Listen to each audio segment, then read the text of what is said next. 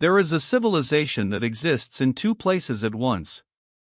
The first place is the archaeological record, the stones, the pottery shards, the bronze weapons corroded to green lace, the marble torsos standing armless in museum galleries, the inscriptions carved into rock faces on hillsides that almost nobody visits anymore. This Greece is fragmentary, physical, silent. It requires specialists to interpret and imagination to populate. It is, in the way of all ruins, a reminder of absence rather than presence. The second place is everywhere else. The philosophy you were taught in school, Greece. The geometry you learned, Greece. The political vocabulary you use without thinking, democracy, tyranny, aristocracy, politics itself, all Greek words for Greek ideas that the Greek world developed, debated, refined, and sent forward into time like messages in bottles, not knowing who would find them or what they would make of them. The theater, the Olympic Games, the concept of history as a discipline rather than a collection of myths, the idea that the natural world operates according to discoverable laws rather than divine whim, all of it comes from a small, rocky, sun-bleached peninsula in the eastern Mediterranean, from a civilization that flourished for roughly 1,000 years and then dissolved, leaving behind an inheritance so enormous that the Western world has spent 2,500 years working through. The implications. And yet the Greece we know is, in a deep sense, a Greece we invented. The ancient Greeks did not think of themselves as Greeks. They were Athenians, Spartans, Corinthians, Thebans, citizens of individual city-states that frequently went to war with each other, that regarded each other's customs with contempt and occasional admiration, that shared a language and a set of gods and a broad cultural framework while disagreeing profoundly about almost everything that mattered. The unified Greece of our imagination, the birthplace of Western civilization, the cradle of democracy, is a retrospective construction, assembled from selective readings of the evidence by people who needed Greece to be something in particular. The real Greece was stranger than that construction. More violent, more varied, more uncomfortable, more interesting. Sparta raised its children to be warriors by methods that would today be classified as child abuse and are instead taught in business schools as leadership philosophy.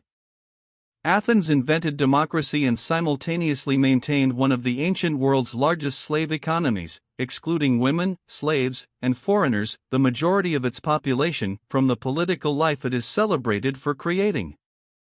Greek philosophers questioned every assumption about the nature of reality and the good life while living in a world of pervasive superstition, ritual pollution, and divine anger that could be triggered by a misspoken word at the wrong moment.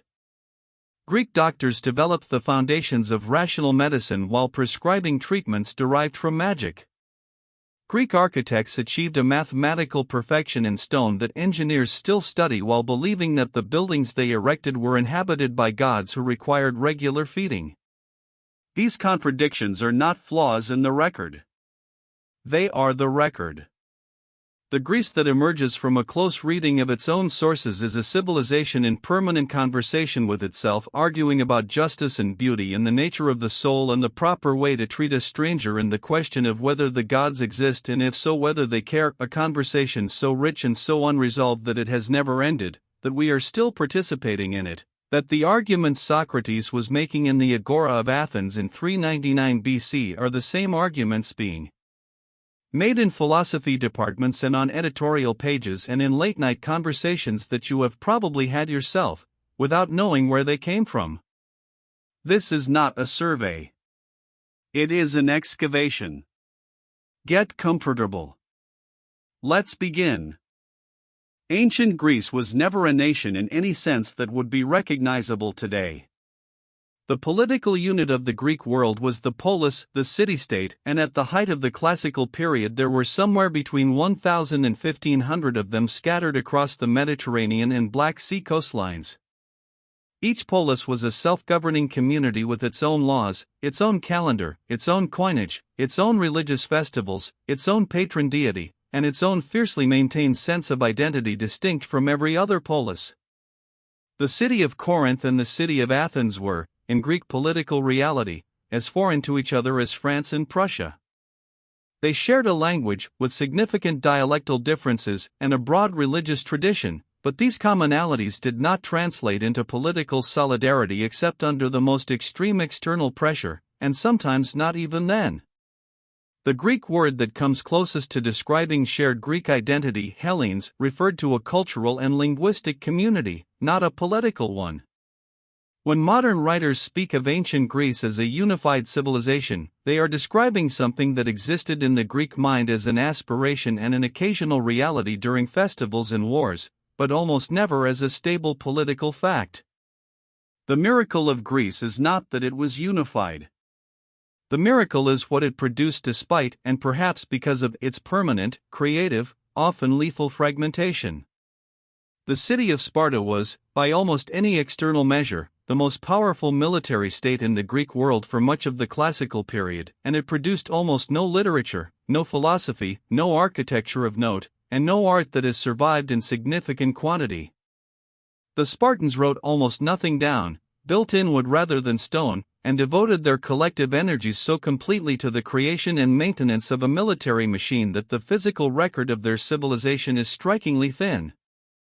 What we know about Sparta comes almost entirely from non-Spartans, from Athenian writers who alternated between admiring and condemning the Spartan system, from Plutarch writing centuries later, from the occasional Spartan inscription. The famous brevity of Spartan speech, laconic, from Laconia, the region Sparta controlled, was real enough that it became proverbial in antiquity. When Philip of Macedon sent a message to Sparta threatening that if he entered Laconia he would raze it to the ground, the Spartans reportedly sent a single word in reply, if. This is probably apocryphal. It may also be completely true.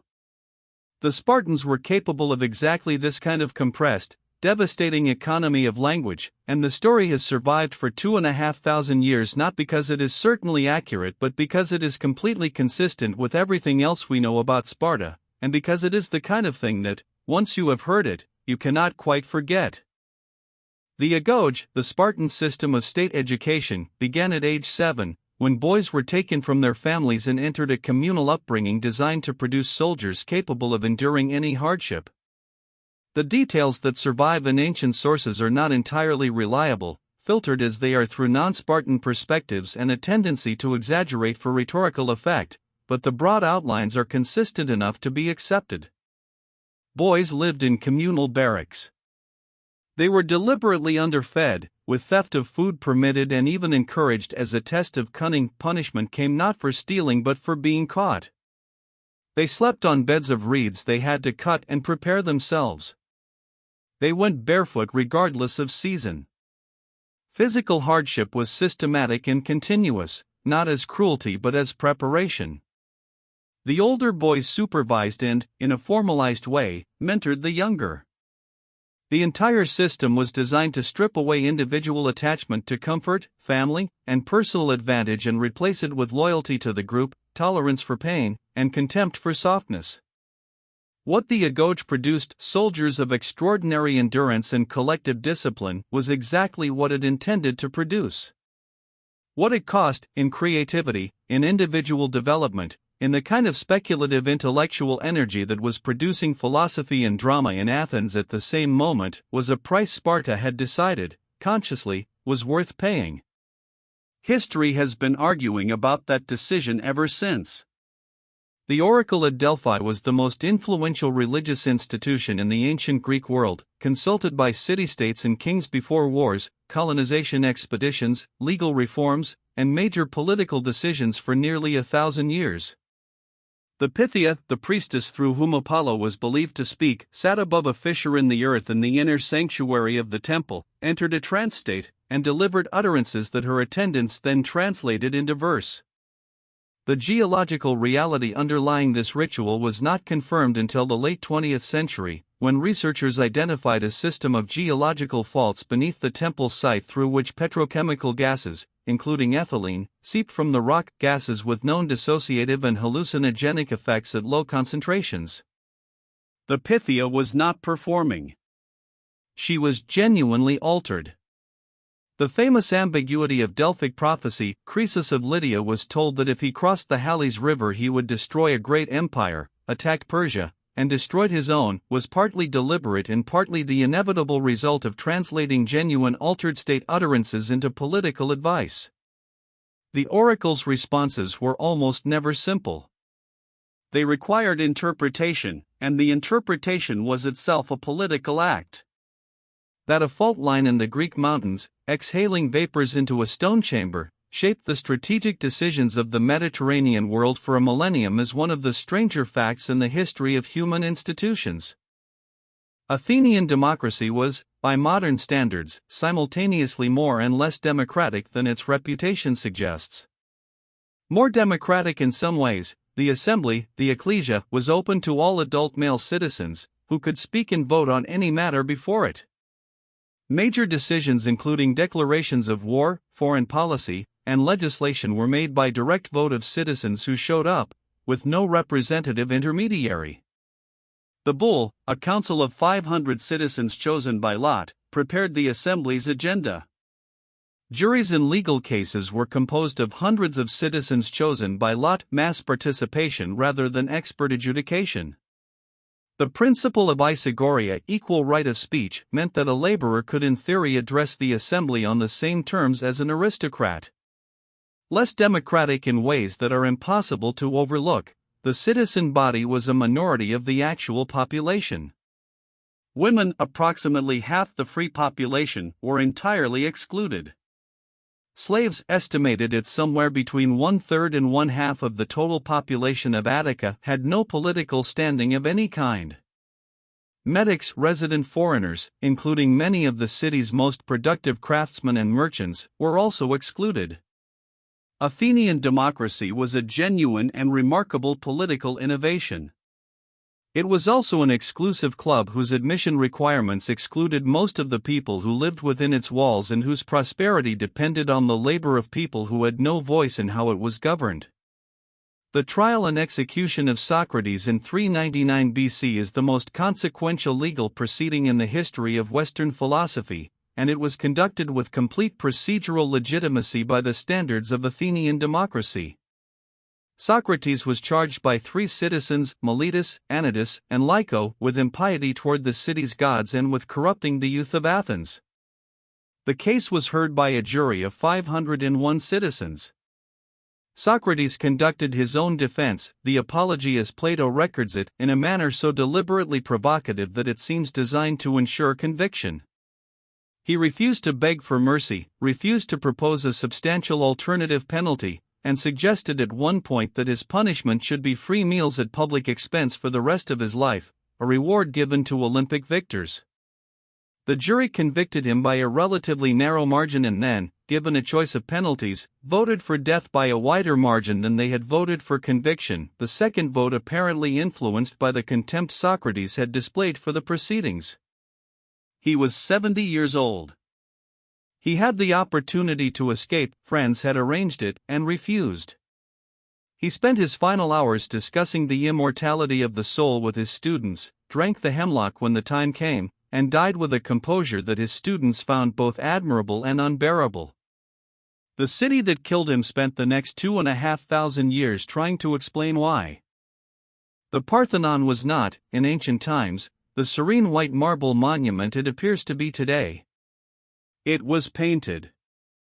The entire surface, the columns, the metopes, the frieze, the pediment sculptures, was covered in vivid colors, deep red and blue and gold, applied with a precision that archaeological analysis has only recently begun to recover.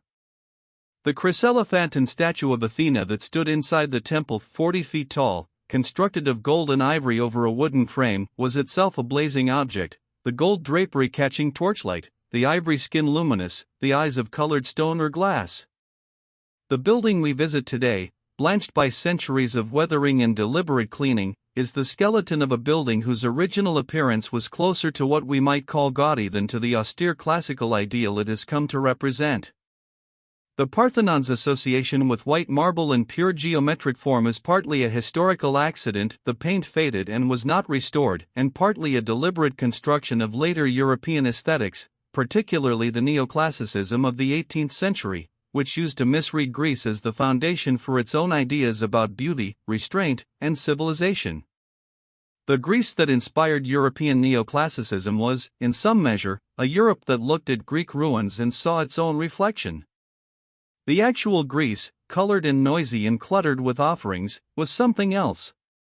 Alexander the Great died in Babylon in 323 BC at the age of 32, and the cause of his death has been debated by historians and physicians ever since. The ancient sources describe a prolonged illness beginning after a banquet, fever, increasing weakness, eventual loss of speech, death after 12 days. The proposed causes have ranged across the centuries: typhoid fever complicated by other infections, poisoning by strychnine, heavy alcohol consumption combined with Guillain-Barré syndrome, West Nile virus, and most recently, a form of typhoid complicated by bowel perforation. One researcher proposed in 2019 that Alexander may not have been dead when he was buried, that his apparent death was a state of pseudothanatos induced by veratrum album poisoning, which can produce a death-like paralysis with preserved consciousness, and that Alexander may have been interred alive. Ancient sources note that his body showed no signs of decomposition for 6 days after death, which the researcher suggested was evidence not of the miraculous but of the medical, a body that was not yet dead. The location of his tomb, which became one of the most visited shrines in the ancient world, the Soma in Alexandria, was lost sometime in late antiquity and has never been found. One of the most significant graves in history is somewhere beneath the streets of a modern Egyptian city, and no one knows precisely where. The ancient Greek concept of xenia, hospitality toward strangers, was not merely a social custom. It was a religious obligation enforced, in Greek belief, by Zeus himself in his aspect as Zeus Xenios, the protector of strangers and suppliants. A traveler who arrived at your door was to be fed, bathed, and housed before you even asked his name. The guest-host relationship, once established, created reciprocal obligations that could extend across generations. The descendants of a host and a guest owed each other assistance and protection even if they had never met.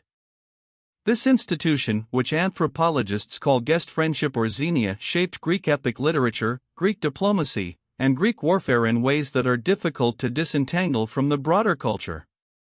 The Trojan War, in the Greek telling, was fundamentally a violation of xenia. Paris had been a guest of Menelaus when he took Helen, and the war was in part a cosmic correction for that violation of divine hospitality law.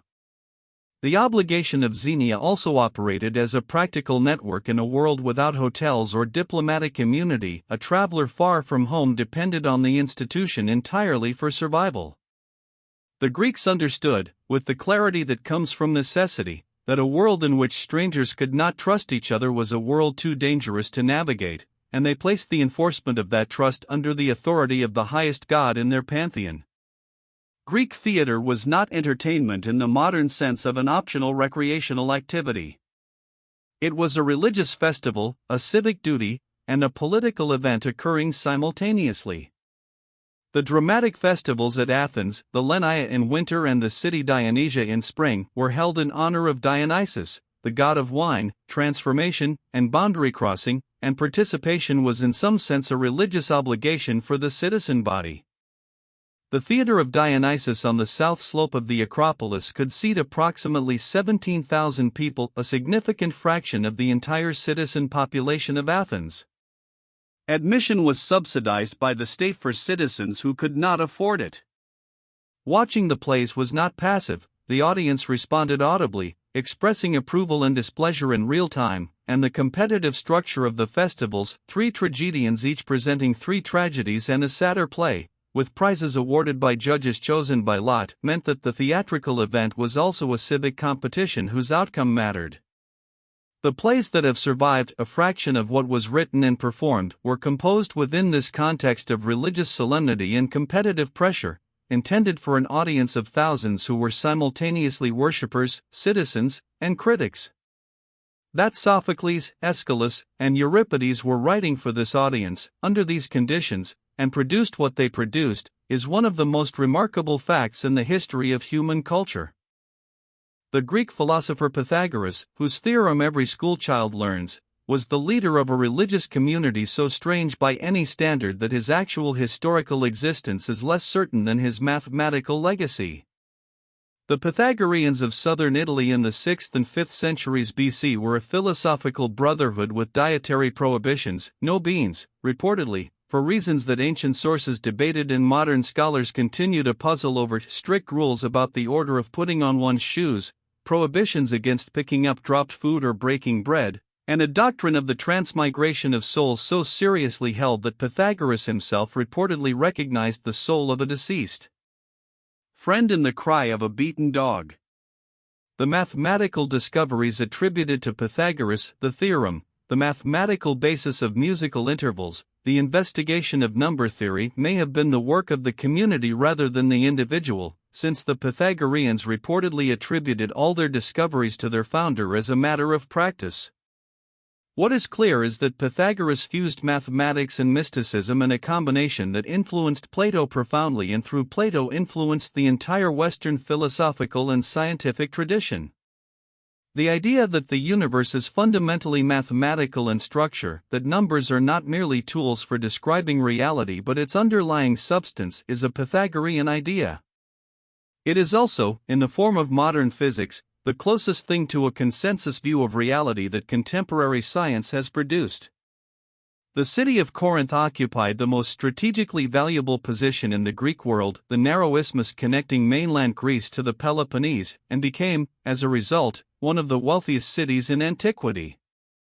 Ships sailing between the Aegean and the Adriatic either had to sail around the entire Peloponnese, a dangerous and time-consuming journey, or unload their cargo and drag it, or in some cases drag the entire ship, across the 4-kilometer isthmus on a paved trackway called the Dialkos, paying Corinth for the privilege. This geographical advantage made Corinth fabulously wealthy and also, in ancient perception, morally suspect. A city through which everything passed and everything was for sale developed a reputation for luxury and licentiousness that was, in the Greek moral geography, almost inevitable for a place so thoroughly defined by commerce.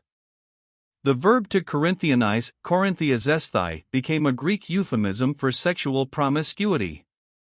The city's temple of Aphrodite was said, in a tradition that may be exaggerated, to maintain 1,000 sacred prostitutes. Julius Caesar refounded the city as a Roman colony in 44 BC, the same year of his assassination, and within a generation it had become the largest city in Roman Greece. The Romans, characteristically, saw no particular moral problem with a city that made its fortune from trade and its reputation from pleasure. It was, to their mind, simply an excellent city. The Persian Wars, the conflict between the Greek city-states and the Achaemenid Persian Empire in the early 5th century BC, produced two of the most celebrated military engagements in Western history at Marathon and Thermopylae, both of which have been so thoroughly mythologized that the historical events beneath the myth require some effort to recover.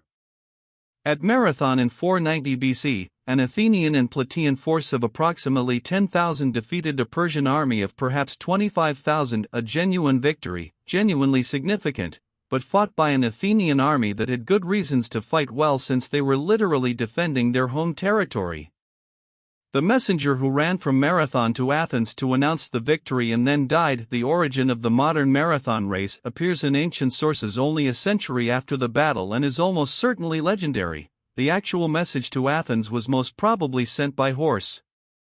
At Thermopylae in 480 BC, 300 Spartans and their allies held a narrow coastal pass for 3 days against the full Persian army before being outflanked and annihilated.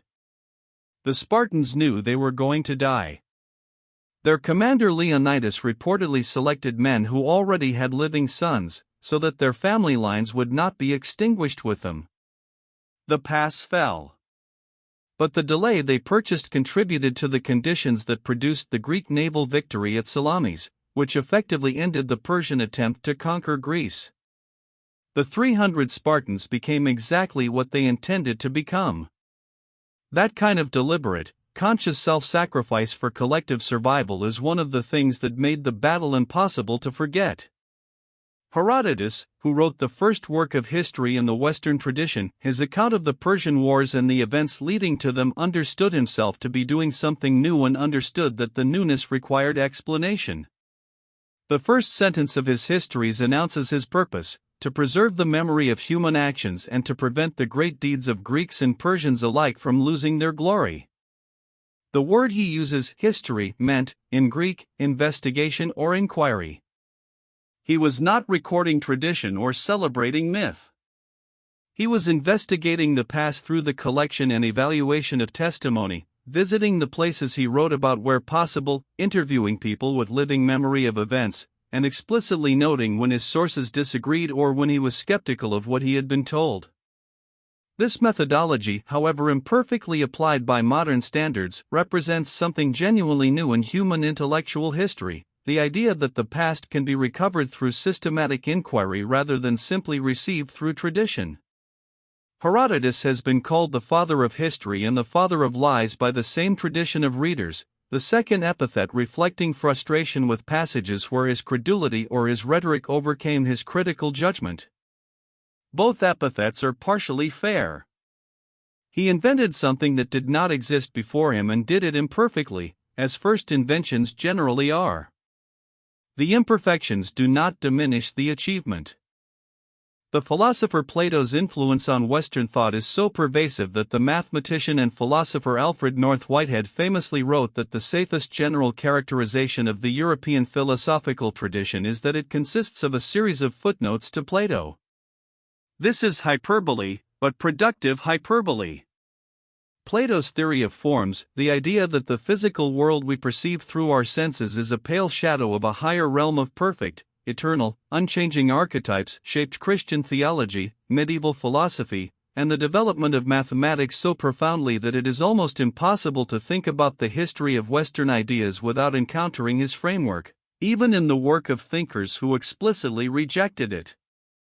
What is less often noted is how deeply strange Plato's mature philosophy is when read without the familiarity that centuries of cultural transmission have imposed on it.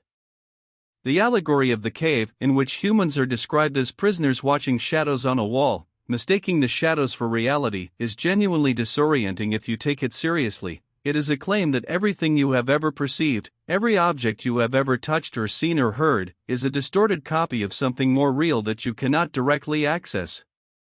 Plato believed this. He did not mean it metaphorically. The implications, followed carefully, lead to a picture of human existence so vertiginous that most of Plato's readers have preferred to treat it as philosophical poetry rather than philosophical argument. Whether that preference is wisdom or avoidance is itself a Platonic question. The Eleusinian Mysteries were the most important religious rites in ancient Greece, held annually at Eleusis near Athens for nearly 2,000 years, and their central content has never been revealed. Initiates, mystai, were forbidden on pain of death to disclose what they had seen and experienced in the inner rites, and the prohibition was apparently observed with remarkable fidelity across the entire period of the mystery's existence. What we know as the outer frame, a procession from Athens to Eleusis along the sacred way, preliminary purification rites, the drinking of a barley-ament beverage called the Kykion, and then the entry into the telesterion, the great hall of initiation where something was seen, something was said, and something was done. Ancient sources that come closest to describing the experience use language suggesting a vision of extraordinary power that transformed initiates' relationship to death and encounter with Persephone, the queen of the underworld, that made death not a terror but a threshold. The biochemist Albert Hofmann, the discoverer of LSD, proposed in a 1978 book that the Kykion was psychoactive, containing ergot alkaloids from fungus-infected grain, and that the visions of the telesterion were chemically induced. The hypothesis has been debated ever since. What is not debated is that the Eleusinian Mysteries produced experiences of sufficient power that initiates across 20 centuries described them as the most significant events of their lives, and maintained their silence about the specifics until the end. Greek medicine made its most consequential leap forward when the physicians associated with Hippocrates on the island of Kos in the 5th century BC began systematically separating the treatment of illness from the invocation of divine intervention. The Hippocratic Corpus, a collection of medical texts attributed to Hippocrates but probably composed by multiple authors over several generations, establishes the principle that disease has natural causes, that those causes can be investigated through observation, and that treatment should be based on evidence of what works rather than on supernatural prescription.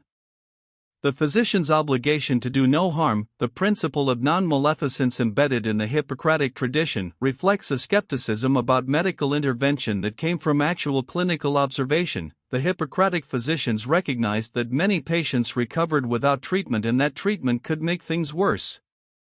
The Hippocratic Oath, still invoked in modified form at medical school graduations today, was in its original form a guild oath of a specific medical tradition, promising allegiance to the teachers of the tradition and specific behavioral constraints, including the prohibition on performing surgery, which the oath-takers considered beneath their dignity. The famous first principle, "first do no harm," does not appear in the Hippocratic texts in that exact formulation. It is a distillation, made by later readers, of a sensibility that runs through the texts without ever being stated so cleanly. The ancient physicians left a principle that their actual words approached but never quite reached. The island of Samos produced, in the 6th century BC, a cluster of intellectual achievements so remarkable that scholars have proposed the existence of a specific cultural environment on the island that made such productivity possible. Pythagoras was born on Samos. The mathematician and philosopher Anaximander, who proposed the earliest known model of the universe as a natural system rather than a divine one, was associated with Samos. The engineer Eupalinos constructed, around 530 BC, a tunnel through a mountain on the island to carry water to the capital, the Tunnel of Eupalinos, using a technique that still astonishes. Two teams working from opposite ends of the mountain, using only geometry and surveying tools, met in the middle with a deviation of only a few meters in alignment and a similar error in level. The tunnel is over a kilometer long, cut through solid rock, and its two halves meet with a precision achievable today only with modern surveying instruments. Herodotus, who visited Samos and clearly admired its achievements, listed the Tunnel of Eupalinos as one of the three greatest engineering works of the Greek world. It was rediscovered by German archaeologists in 1882 and can still be walked today, the marks of the ancient quarryman's tools still visible on the walls, the slight jog in the middle where the two halves met and the engineers made the small corrections that brought them together. The relationship between Athens and Sparta, the two dominant powers of the classical Greek world, was one of the most consequential rivalries in ancient history, and the war it eventually produced destroyed the civilization that both cities had helped to create. The Peloponnesian War, which lasted from 431 to 404 BC with a brief interruption, was documented in extraordinary detail by the Athenian general and historian Thucydides, who understood it with a clarity that makes his account feel contemporary in a way that most ancient histories do not. Thucydides identified the underlying cause of the war not in the specific incidents that triggered it but in Spartan fear of growing Athenian power, a structural analysis of international conflict that political scientists still cite as the first articulation of what they now call the Thucydides trap. Athens lost. The Athenian Empire was dissolved, its walls torn down, its democracy briefly replaced by an oligarchic junta backed by Sparta. But Sparta's victory proved entirely hollow. Within 30 years, Sparta itself had been militarily broken by Thebes at the Battle of Leuctra. The Peloponnesian War did not produce a Greek hegemon. It produced a generation of exhausted, depopulated city-states that were unable to resist the Macedonian expansion that began a generation later. The two greatest powers in the Greek world destroyed each other and cleared the way for a kingdom that neither had ever taken entirely seriously. The Greek colony of Massalia, modern Marseille, was founded around 600 BC by settlers from Phocaea in Asia Minor and became one of the most important Greek cities in the western Mediterranean. From Massalia, Greek cultural influence spread into southern Gaul and eventually into the Celtic heartlands of interior Europe, carried primarily by the trade in wine and the prestige objects that wine drinking required. The Vix crater, discovered in a Celtic burial mound in Burgundy in 1953, is a bronze mixing vessel 5 feet tall, the largest surviving bronze vessel from antiquity, produced in a Greek workshop and transported to Burgundy as a trade or diplomatic gift sometime around 500 BCE. It was buried with a woman of exceptional status, surrounded by Attic black figure pottery and Etruscan bronze vessels, an assemblage that speaks to a network of prestige exchange connecting the Greek world to the Celtic interior of Europe at a date centuries before Rome's expansion into Gaul. The woman in the tomb, the Lady of Vix, was approximately 30 to 35 years old, of unusual height for her time, and buried with a gold torque of extraordinary craftsmanship around her neck. Her identity, her role, and the exact nature of the connections that brought Greek bronze to a hilltop in Burgundy remain unknown. But the crater is real, and it stands in the museum at Châtillon-sur-Seine, and it is one of the most beautiful objects the ancient world produced. The Greek invention of the alphabet, or more precisely, the Greek adaptation of the Phoenician consonantal alphabet to include vowels, was one of the most consequential technological developments in human history, and it happened quietly, in the early 1st millennium BC, through a process that left no contemporary documentation. The Phoenician writing system was a consonantal alphabet. It recorded consonants but not vowels, relying on readers to supply the vowels from context, as Arabic and Hebrew scripts still do today. The Greeks, adapting this system for a language whose grammar depended heavily on vowel distinctions, repurposed several Phoenician letters that represented sounds absent in Greek to serve as vowel markers instead. The result was the first fully phonemic alphabet in history, a writing system in which every sound in spoken language has a corresponding symbol. This seemingly technical improvement had consequences that are difficult to overstate. A fully phonemic alphabet is dramatically easier to learn than any previous writing system. It democratizes literacy in a way that syllabic scripts and consonantal alphabets cannot. Athenian democracy, with its public inscriptions of laws and its expectation that citizens could read and evaluate written arguments, was made possible in part by an alphabet that a child could learn in a matter of weeks.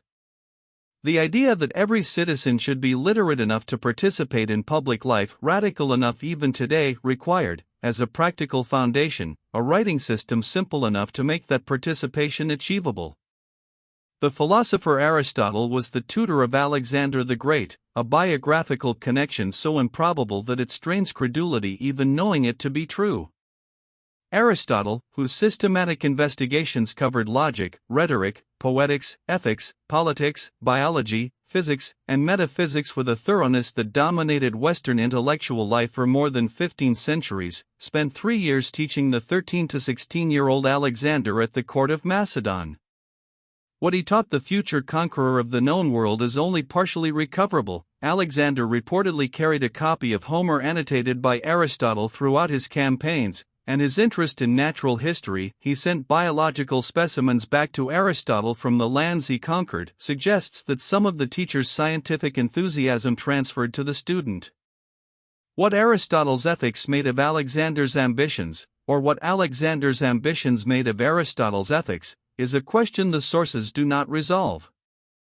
After Alexander's death, Athens turned against Macedonian influence, and Aristotle, aware of what had happened to Socrates, fled the city. He reportedly said he was leaving to prevent the Athenians from sinning against philosophy a second time. He died in Chalcis a year later, in 322 BC, 1 year after his former student. The greatest conqueror and the greatest systematizer of knowledge in the ancient world had been, for 3 years, in the same room. The ancient Greek calendar was a sophisticated and perpetually frustrating system that varied by city-state and required constant correction to remain aligned with the solar year. The Athenian calendar used 12 lunar months alternating between 29 and 30 days, with an intercalary 13th month inserted periodically to realign the lunar calendar with the solar year. The decision about when to insert this extra month was made by the archons, the magistrates, rather than by any fixed mathematical rule, which meant that political manipulation of the calendar was a real and documented phenomenon. Simultaneously, Athens maintained a second, parallel calendar, the Prytany calendar, that divided the year into 10 equal periods corresponding to the rotation of the city's governing committees. The two calendars ran concurrently and rarely agreed on what day it was. Official documents in Athens were dated by both systems, producing dates that do not straightforwardly align with each other or with the modern calendar.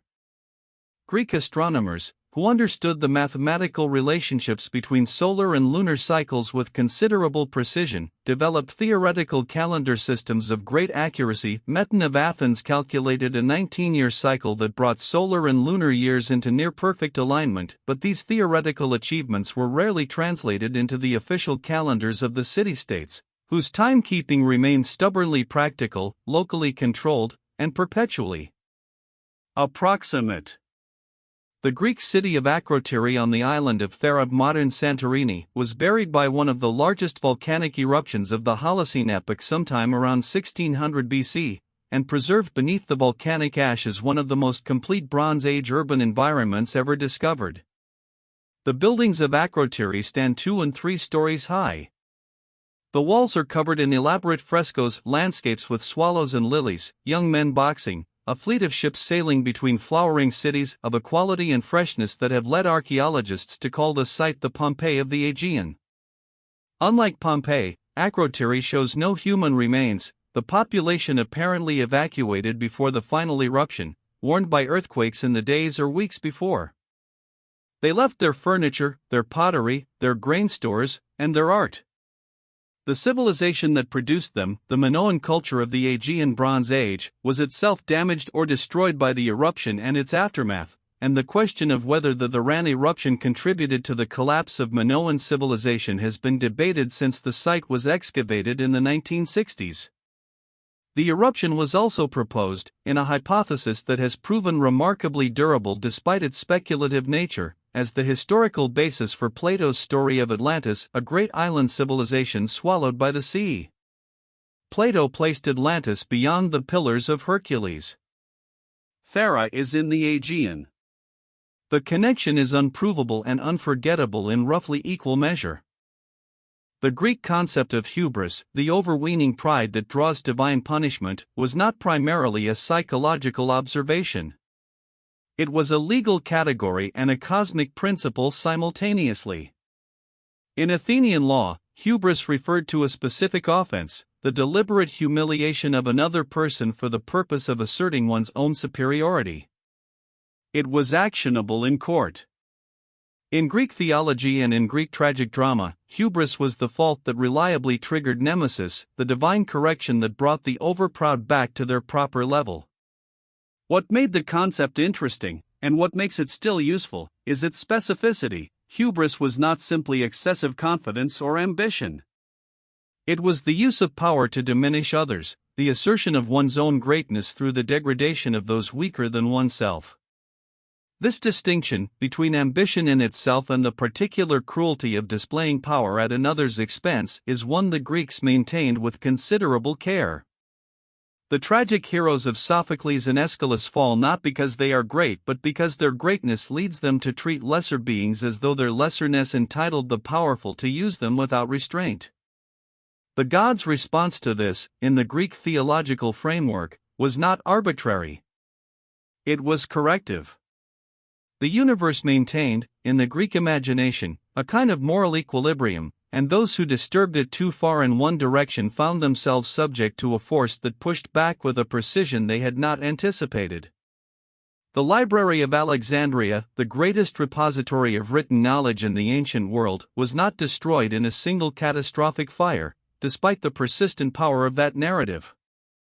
The library, founded under the early Ptolemaic rulers of Egypt in the 3rd century BC, aimed to collect every text ever written in any language and accumulated at its height somewhere between 400,000 and 700,000 scrolls. Its destruction was gradual. Julius Caesar's campaign in Alexandria in 48 BC caused a fire in the harbor district that may have destroyed a warehouse containing scrolls awaiting cataloging, not the main library building.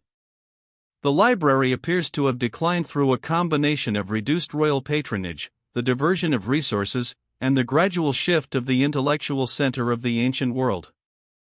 By the time the Arab conquest of Egypt occurred in 642 AD, the other candidate for its destruction, it had already been significantly diminished for centuries. What was lost in Alexandria's long decline is genuinely incalculable. The library contained texts of Greek drama, poetry, philosophy, science, and history of which we have no other record. The plays of Sophocles numbered over 100, We have 7. The works of Aristotle that survive are probably his lecture notes. His published dialogues, praised by Cicero as a river of gold, are entirely gone. What we have of ancient Greece is the residue of a tradition that was already thinning before the first flame touched the first papyrus. The Antikythera mechanism, recovered from a 1st century BC shipwreck off the Greek island of Antikythera in 1901, is the most sophisticated mechanical device known to have existed in the ancient world, and it sat in the Athens National Museum for 50 years before anyone understood what it was. The corroded bronze fragments, initially mistaken for a simple astrolabe, were revealed through decades of X-ray and more recently CT analysis to be an astronomical computer of extraordinary complexity, a hand-cranked device with at least 30 interlocking bronze gears capable of predicting the positions of the sun and moon, the dates of solar and lunar eclipses on an 18-year Saros cycle, the 4-year cycle of the Olympic Games, and possibly the positions of the 5 planets visible to the naked eye. The precision of the gear cutting and the sophistication of the differential gear mechanism it employs, a technology not independently reinvented until the 16th century AD, imply a tradition of precision mechanical engineering in the Hellenistic world that left almost no other physical evidence. Whatever workshop produced the Antikythera mechanism was presumably capable of producing other such devices. None have survived. The mechanism implies an entire technological tradition that was apparently lost, leaving only this single extraordinary artifact to tell us what the ancient world was once capable of building, and to remind us how much of what it built the ancient world took with it when it went. The Spartan institution of the Crypteia, the secret, was one of the most disturbing state programs in the ancient Greek world. Young Spartan men, at the end of their formalagoge training, were sent out into the Helot farming countryside of Laconia with minimal equipment and instructions to survive by their own means for a year. Part of their survival, according to ancient sources, involved the killing of Helots, the enslaved agricultural population whose labor sustained the Spartan economy, particularly those who appeared strong, physically capable, and therefore potentially dangerous to Spartan control. The program served multiple purposes simultaneously. It provided practical training in guerrilla and night fighting tactics. It relieved the Spartan state of the psychological burden of formally declaring war on its own enslaved population by dispersing acts of violence across individual young men operating outside formal state authority, and it enforced the constant psychological terror among the Helot population that Spartan control required. The Helots outnumbered their Spartan masters by perhaps 7 to 1. And the maintenance of Spartan power over this overwhelming majority required not just military force but the continuous performance of arbitrary, unpredictable violence. The Crypteia was a state terrorism program directed at an enslaved population, rationalized as a training exercise. The Spartans did not hide its existence. They apparently saw nothing in it that required concealment. The ancient Greeks had a complicated and inconsistent relationship with the sea that shaped their entire civilization. Greece is a country of peninsulas and islands. No point in mainland Greece is more than about 80 kilometers from the sea, and the Aegean is dotted with islands close enough together that sailing between them in good weather requires no night passage. This geography made the sea inescapable and maritime skill essential. Greek colonization between the 8th and 6th centuries BC was primarily a seaborne enterprise. When a city became overcrowded, a group of citizens would be sent out to found a new colony somewhere on the Mediterranean or Black Sea coast, maintaining ties of kinship and religion with the mother city while establishing complete political independence. The result was a Greek-speaking world stretching from the coast of Spain to the eastern shore of the Black Sea, united by language and culture and divided by politics, a diaspora in the modern sense before the word existed. Yet the Greeks also feared the sea with an intensity that their literature reflects constantly. Poseidon was not a benevolent deity. The sea was the domain of forces that could destroy the most careful sailor without warning or reason. Odysseus's decade-long struggle to get home across the Mediterranean is one of the foundational narratives of Western literature, partly because it resonated with the experience of every Greek who had ever watched a ship disappear over the horizon and waited, not knowing whether it would return. The Olympic Games, held every 4 years at Olympia in the western Peloponnese in honor of Zeus from at least 776 BC until their abolition by the Christian Emperor Theodosius in 393 AD, were not simply athletic competitions. They were the most significant pan-Greek religious festival, the closest thing the fragmented Greek world ever produced to a shared national event. A sacred truce, the ekakeria, was proclaimed before and during the Games, obligating all Greek states to suspend hostilities for the duration. Ambassadors and spectators traveled from across the Mediterranean world, using the Games as an occasion for diplomatic contact, trade, and the public display of cultural achievement. Poets were commissioned to celebrate victors. Sculptors produced victor statues. The chariot race, the most prestigious event, required wealth on a scale accessible only to the very rich, and tyrants and kings from Sicily and Macedonia competed in it for the prestige of Olympic victory alongside the citizens of ordinary city-states. Women were excluded from the Games as spectators, with the exception, in some accounts, of unmarried girls on pain of death if discovered. A separate women's festival, the Heraia, honoring Hera, was held at Olympia at a different time. The original Olympic Stadium, whose starting line is still visible at the archaeological site, was measured in feet, specifically, in the foot of Heracles, according to tradition. The grass that grows over the ancient track today is not maintained. It grows as it will, on ground that human feet have not stopped treating as sacred for nearly 3,000 years. The Minoan civilization of Bronze Age Crete, which flourished from approximately 300 to 1450 BC and produced the most sophisticated palace culture of the pre-classical Aegean, left behind a writing system that has never been deciphered. Linear A, the script used by Minoan administrators to record the transactions of the palace economy at Knossos, Phaistos, and other sites, remains entirely unreadable despite decades of scholarly effort. Its successor script, Linear B, used by the Mycenaean Greeks who occupied Crete after the Minoan collapse, was deciphered in 1952 by the architect Michael Ventris, who demonstrated that it recorded an early form of Greek. Linear A preceded Linear B and appears to have inspired it, but the language it records is not Greek and has not been identified with any known language family. The palace at Knossos, reconstructed, controversially, many archaeologists say too liberally, by the British archaeologist Arthur Evans in the early 20th century, contained a labyrinthine complexity of corridors, storerooms, workshops, and ceremonial spaces that Evans interpreted as the historical basis for the Greek myth of the labyrinth of King Minos. Whether this interpretation is accurate is unknown. What the Minoans called themselves, what language they spoke, what their religion fundamentally consisted of beyond the bull-leaping frescoes and double-axe symbols, all of it is sealed behind a script that has not given up a single word. They are the most vivid absent presence in Greek prehistory. Themistocles, the Athenian general who engineered the Greek naval victory at Salamis in 480 BC and is therefore directly responsible for the survival of Greek civilization against Persian conquest, died in exile, a Persian pensioner, somewhere around 459 BC. His trajectory from savior of Greece to guest of its enemy represents one of the more dramatic reversals in ancient biography. After Salamis, he was the most celebrated man in Greece, voted the greatest strategist of the war by a pan-Greek assembly in which every delegate, allegedly, voted for himself first and for Themistocles second, giving Themistocles the most second-place votes of any individual. Within a decade, his political opponents had managed his ostracism from Athens, the democratic mechanism by which the Athenians exiled individuals deemed too powerful, by a vote in which citizens scratched a name on a pottery shard.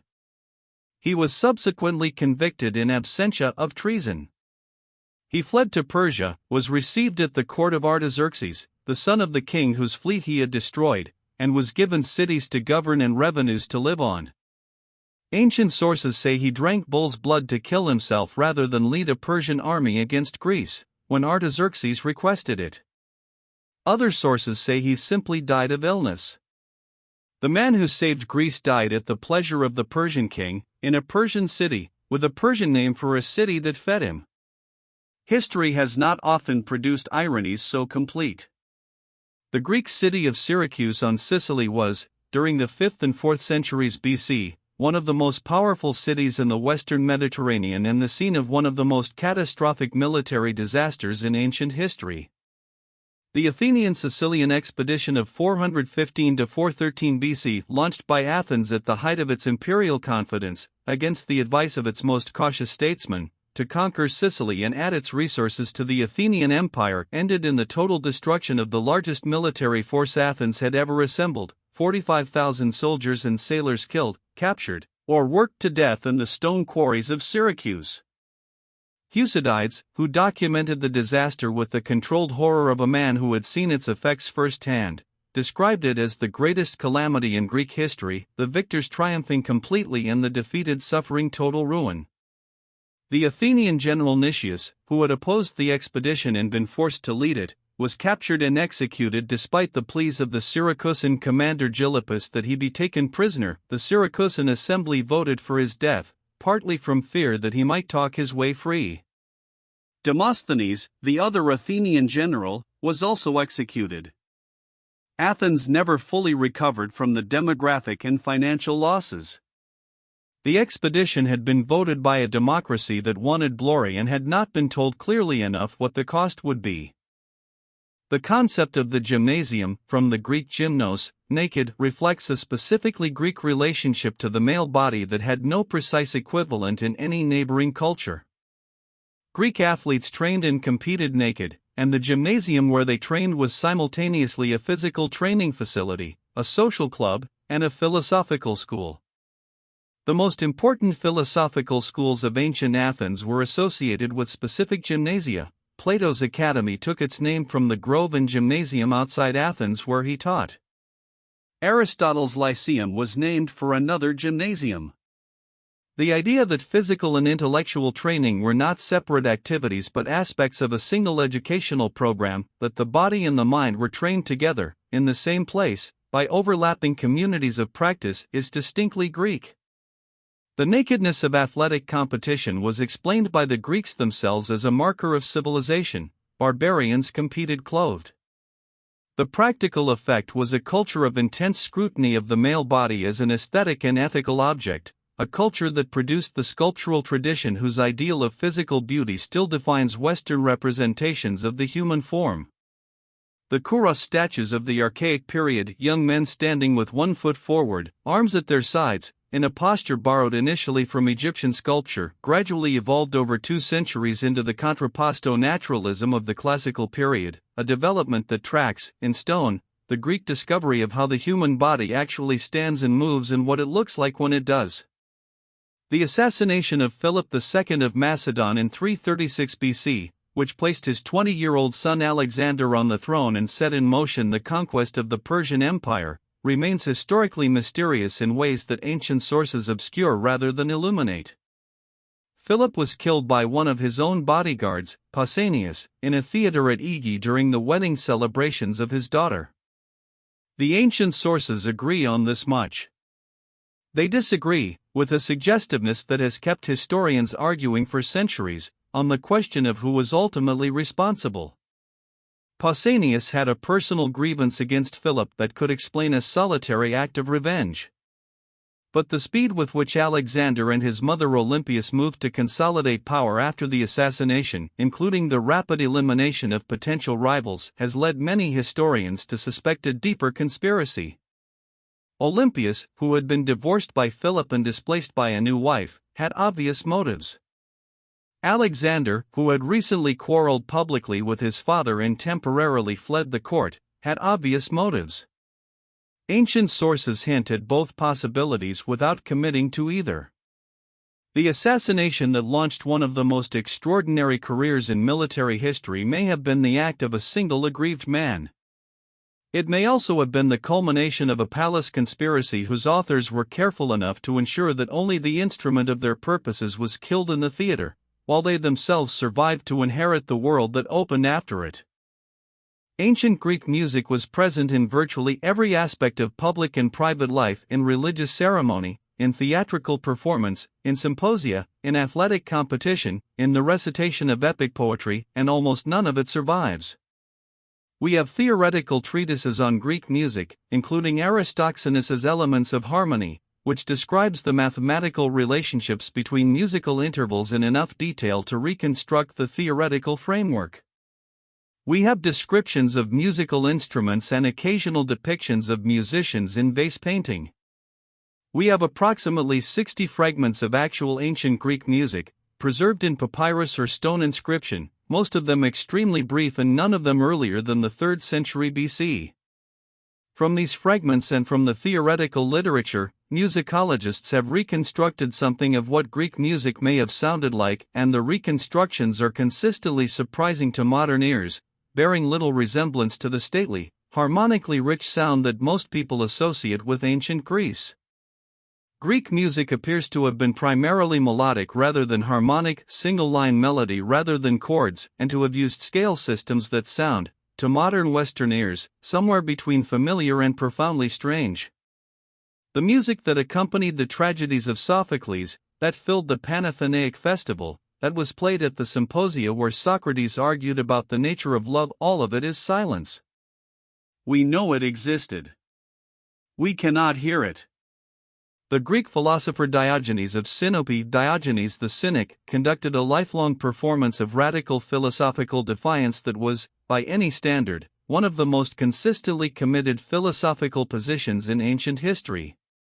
He lived in a large ceramic jar in the Athenian agora rather than a house.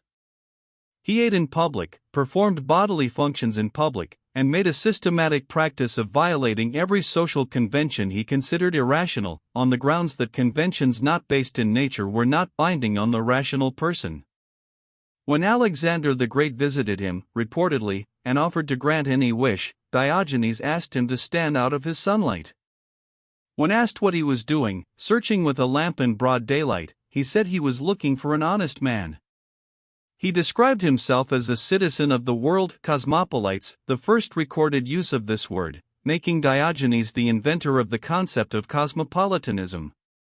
His philosophy, that virtue required living according to nature, stripping away everything artificial, refusing all conventional goods including wealth, status, and social approval, was genuinely radical in its implications, and ancient sources record that Plato found him deeply irritating. Plato described Diogenes as Socrates gone mad. Diogenes reportedly responded by calling Plato's philosophy empty performance. Both descriptions contain enough truth to be worth sitting with. Greek philosophy, at its extremes, produced men who lived their arguments as completely as Diogenes did, and the living made the argument impossible to dismiss. The Battle of Leuctra in 371 BC, in which the Theban general Epaminondas defeated the Spartan army that had been considered invincible for 2 centuries, was won through a single tactical innovation that changed the nature of Greek warfare permanently.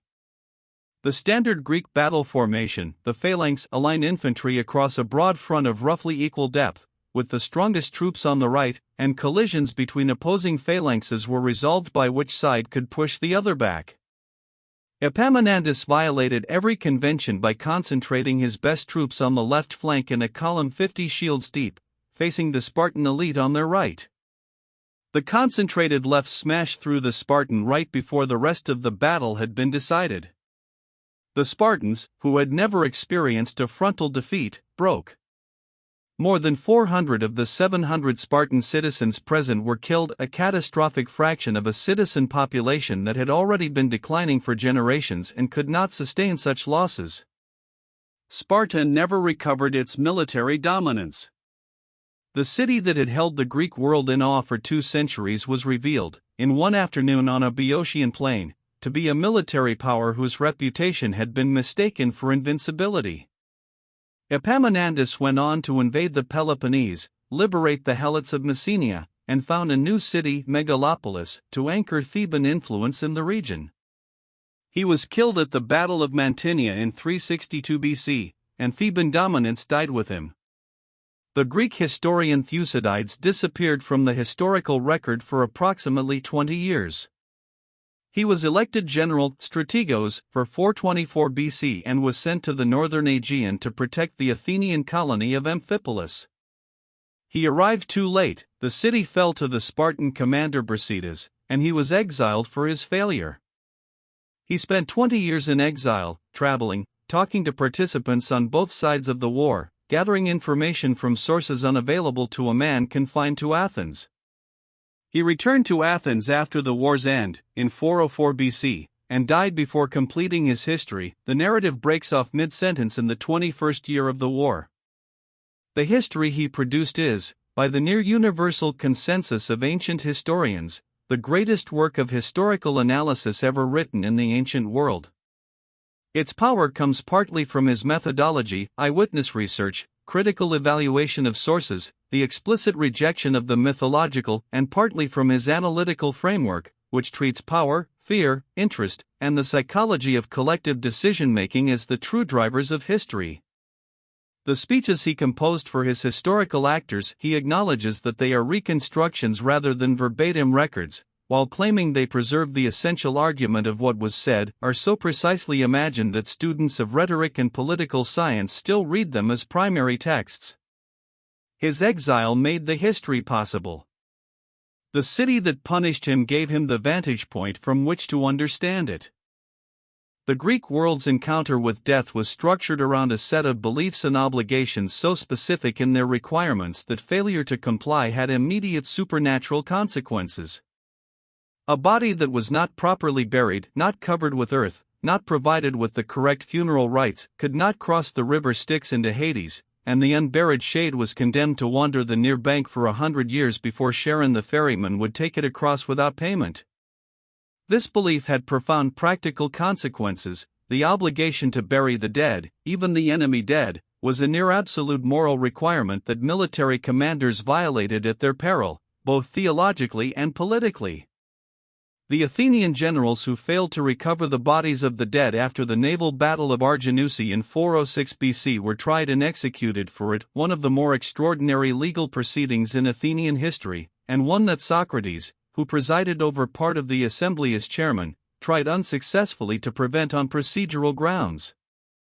The importance of burial in Greek culture explains why Sophocles' Antigone, in which a woman defies her king's edict to bury her brother, and accepts death as the consequence, struck its original audience as a tragedy with no clear moral resolution.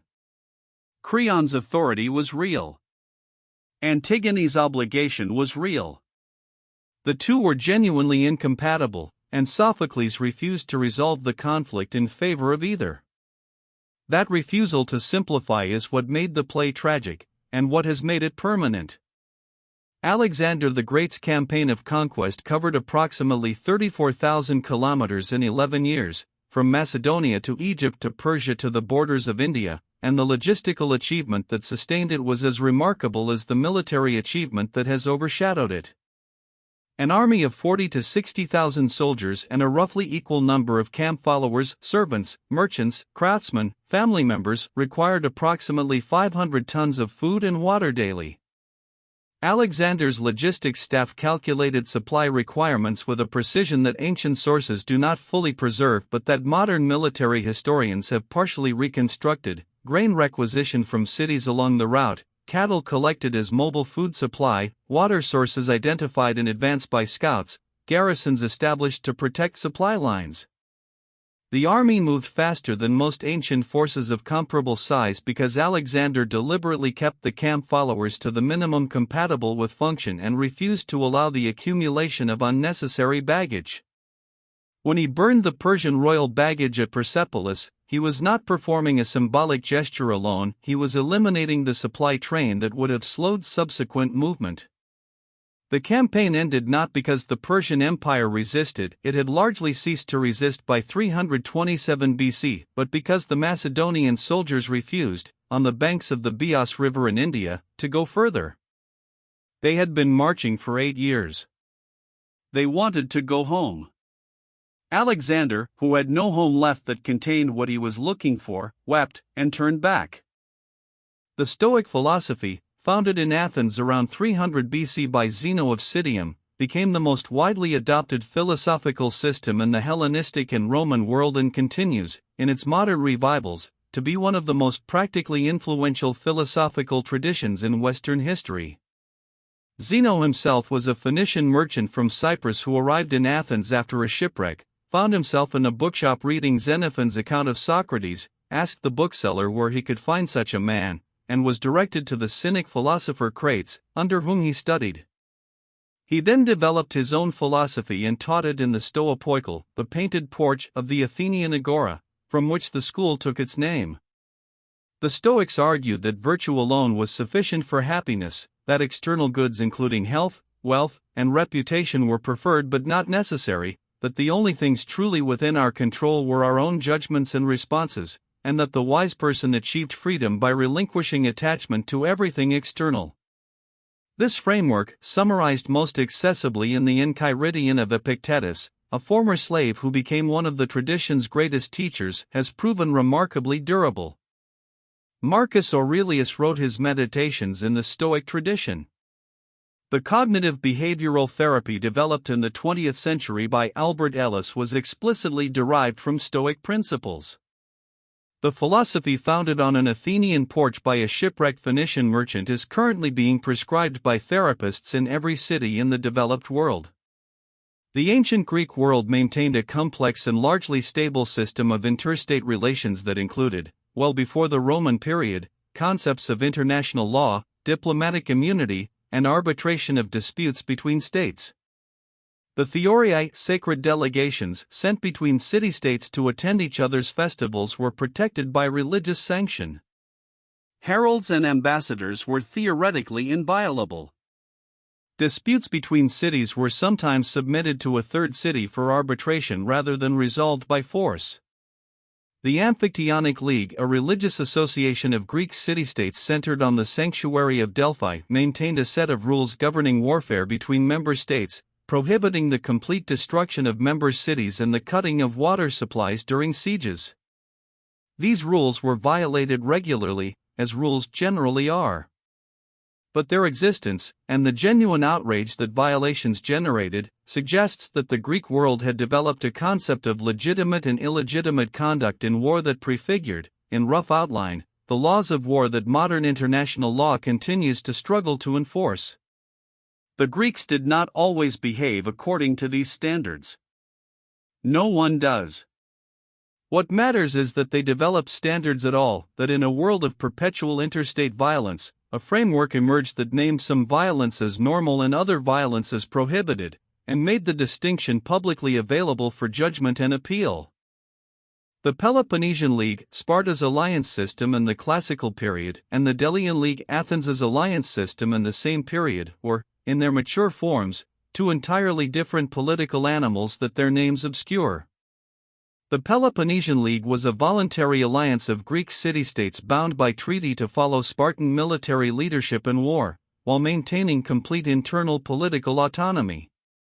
Sparta did not garrison allied cities, did not extract tribute, and did not interfere in their internal governance.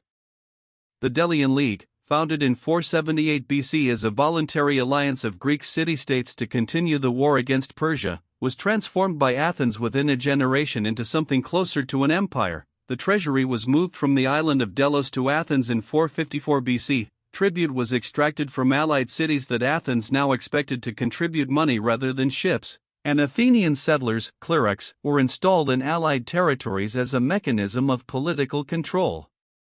When allied cities tried to leave the League, Athens prevented them by force.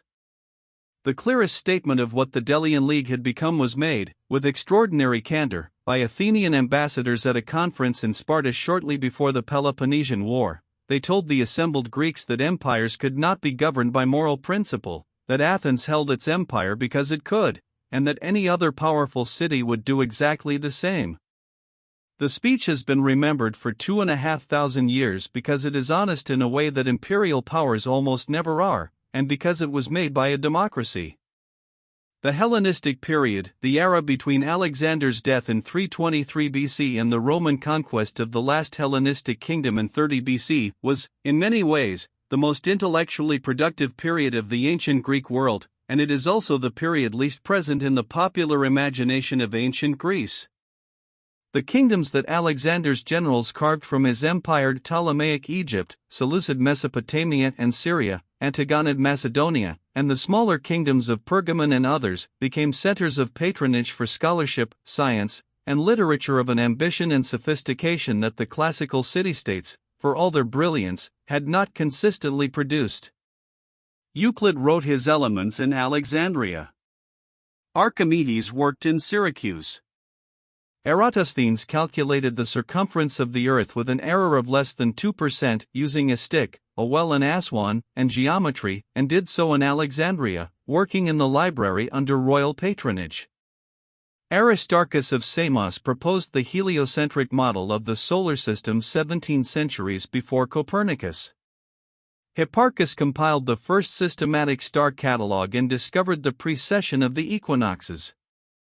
The Hellenistic world was doing science in the modern sense, systematic, cumulative, institutionally supported, at a moment when the city-state world of the classical period was in political decline. The death of the polis did not mean the death of the intellect. It meant, for a generation, something closer to its liberation. The Pythian Games at Delphi were the second most important pan-Greek athletic festival after the Olympics, and they included, uniquely among the great games, competitions in music and poetry alongside athletic events. The musical competition at Delphi, originally for performers on the aulos, the double pipe instrument central to Greek ritual music, was eventually expanded to include kithara playing, singing, and dramatic performance. This combination of athletic and artistic competition in a single pan-Greek festival context reflects the Greek understanding, discussed but rarely institutionalized, that excellence arete was not confined to the body. The victors at Delphi were celebrated with the same honorific odes that celebrated Olympic victors, and the poets who wrote these odes, Pindar most prominently, produced some of the most complex and elevated poetry in the Greek language. Pindar's victory odes are so dense with mythological allusion, so compressed in their syntax, and so specific to the conventions of choral performance that modern readers find them among the most difficult texts in the classical canon. They were written to be sung and danced by a trained chorus, accompanied by music, at a specific public occasion, in honor of a specific victor from a specific city. Every element of their meaning was conditioned by a context that no longer exists. Reading them today is an exercise in reconstructing, from the surviving words alone, an event that has been silent for 2,500 years. Greek vase painting is the most extensive visual record of ancient Greek daily life, mythology, and religious practice that survives, and it survives almost entirely because the pottery it decorated was made of fired clay, which does not decay. The Attic black figure and red figure techniques developed in Athens between the 7th and 4th centuries BC produced vessels of extraordinary technical and artistic quality, decorated with scenes ranging from the Olympian mythology to athletic competition to symposia to scenes of craft, agriculture, and warfare. The potters and painters who produced these vessels were working craftsmen, not celebrated artists. Their names, where they are known, were recovered by 20th century scholars who identified individual hands from stylistic analysis. The Antimenes painter, the Cleophrades painter, the Berlin painter, names assigned by modern scholars to artists who left no record of themselves except in the pots they made. The vessels were produced primarily for export, and their distribution across the Mediterranean world tracks Greek commercial networks with a precision that no documentary source could match. They were traded, gifted, imitated, and eventually buried, with the dead in Greek cemeteries, with the dead in Etruscan tombs, in temples as offerings, in houses as household goods, and the burial preserved them, in the darkness of the earth, until excavation brought them back into light. In a world that has lost most of its texts, the pots survived, and in surviving, made the world visible again. The philosopher Epicurus, whose name has been so thoroughly misappropriated in the word Epicurean, now implying a devotion to luxury and gastronomy, actually advocated a life of deliberate simplicity, communal friendship, and philosophical retirement from public life as the most reliable path to happiness. He founded his school in a garden outside Athens and lived there with a community of friends, men, women, and slaves, in conditions of studied modesty. His dietary preferences were, by ancient report, extremely plain: bread, water, a little cheese on special occasions. What Epicurus advocated was not sensory indulgence but the careful management of desire, the recognition that the pursuit of intense pleasure reliably produces pain and anxiety, while modest pleasures reliably produce the ataraxia, the tranquility, that he considered the highest human good. His physics he adopted and developed Democritus's atomic theory, arguing that the universe was made of atoms moving through void, was designed explicitly to eliminate the fear of divine punishment and the fear of death, both of which he considered the primary sources of human unhappiness. The gods exist, he argued, but they are completely indifferent to human affairs and will neither reward nor punish. Death is the dissolution of the atoms that constitute the self. There is no experience after death because there is no self remaining to experience anything. Remove the fear of gods and the fear of death, and what remains, Epicurus thought, was the possibility of a genuinely pleasant human life. The medieval church found this philosophy so threatening that it worked actively to suppress it. It survived anyway, in fragments, and in the single manuscript of Lucretius that Poggio Bracciolini found in a German monastery in 1417. The ancient Greek city of Pergamon, in what is now western Turkey, was the capital of a kingdom that existed for less than 2 centuries, from approximately 282 to 133 BC, when its last king, Attalus III, bequeathed it to Rome in his will and produced, in that brief span, a concentration of artistic and intellectual achievement disproportionate to its size and duration. The library at Pergamon was the second largest in the ancient world after Alexandria, and the rivalry between Ptolemaic Alexandria and Pergamon over books and scholars is said to have led the Ptolemies to ban the export of papyrus to Pergamon in an attempt to cripple its library. Pergamon's response, according to ancient tradition, was the development of parchment, carta pergamena, the skin-based writing material whose name preserves the city's memory, though this attribution is probably legendary and parchment predates Pergamon. What is not legendary is the Great Altar of Pergamon, erected in the 2nd century BC to commemorate military victories over the Galatian tribes, whose frieze depicting the Battle of the Gods and the Giants is one of the masterpieces of Hellenistic sculpture and currently occupies its own museum in Berlin. The figures of the friezed gods and giants locked in combat across 120 meters of carved marble have an emotional intensity and a technical virtuosity in the treatment of musculature, drapery, and pain that marks a decisive departure from the classical ideal of serene beauty. Pergamon's art was not tranquil. It was dramatic, urgent, and clearly aware of its own power. The Greek world's relationship with prophecy was structural rather than occasional. Decisions of any significance, colonization, warfare, legislation, medical treatment, were routinely referred to oracular consultation before being implemented. The oracle at Delphi was the most prestigious, but there were dozens of others. The oracle of Zeus at Dodona, which gave its responses through the rustling of sacred oak leaves, the oracle of Apollo at Didyma in Asia Minor, the oracle of Trophonius at Lebedia, whose consultants descended into an underground chamber and emerged reportedly so disturbed by the experience that they did not smile again for days. The Greeks did not use oracles because they lacked rational capacity. They used them because they understood, with considerable sophistication, that the most important decisions involve uncertainty that reason alone cannot resolve, and that externalizing that uncertainty to a divine authority provided both psychological relief and, in the case of Delphi at least, access to a remarkably well-informed advisory service. The Pythia's attendants gathered information from the constant stream of visitors to the sanctuary, news of political developments, military movements, resource availability from across the Greek world, and the oracle's advice reflected, at its best, a synthesis of this intelligence that no individual city-state could have assembled independently. The gods spoke through geology and suggestion. The Greeks listened with an intelligence that the transaction's mystical framing sometimes obscures. The Macedonian kingdom that produced Philip II and Alexander the Great was regarded by much of the Greek world as barely Greek, a frontier monarchy of horsemen and hunters whose kings spoke Greek and sent their sons to Athens for education while governing a kingdom where power derived from military loyalty rather than civic participation. Whether the ancient Macedonians were Greek in the ethnic and linguistic sense remains a contested question in modern scholarship, with genuine political dimensions given the modern dispute between Greece and North Macedonia over the use of the name.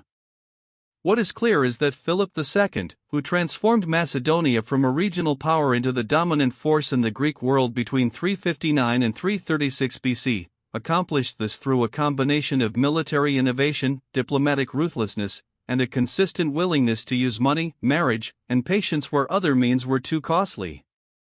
His invention of the Macedonian phalanx infantry armed with the sarissa, a pike 18 feet long, deployed in formations that combined depth with missile fire from Allied cavalry, was a genuine military revolution.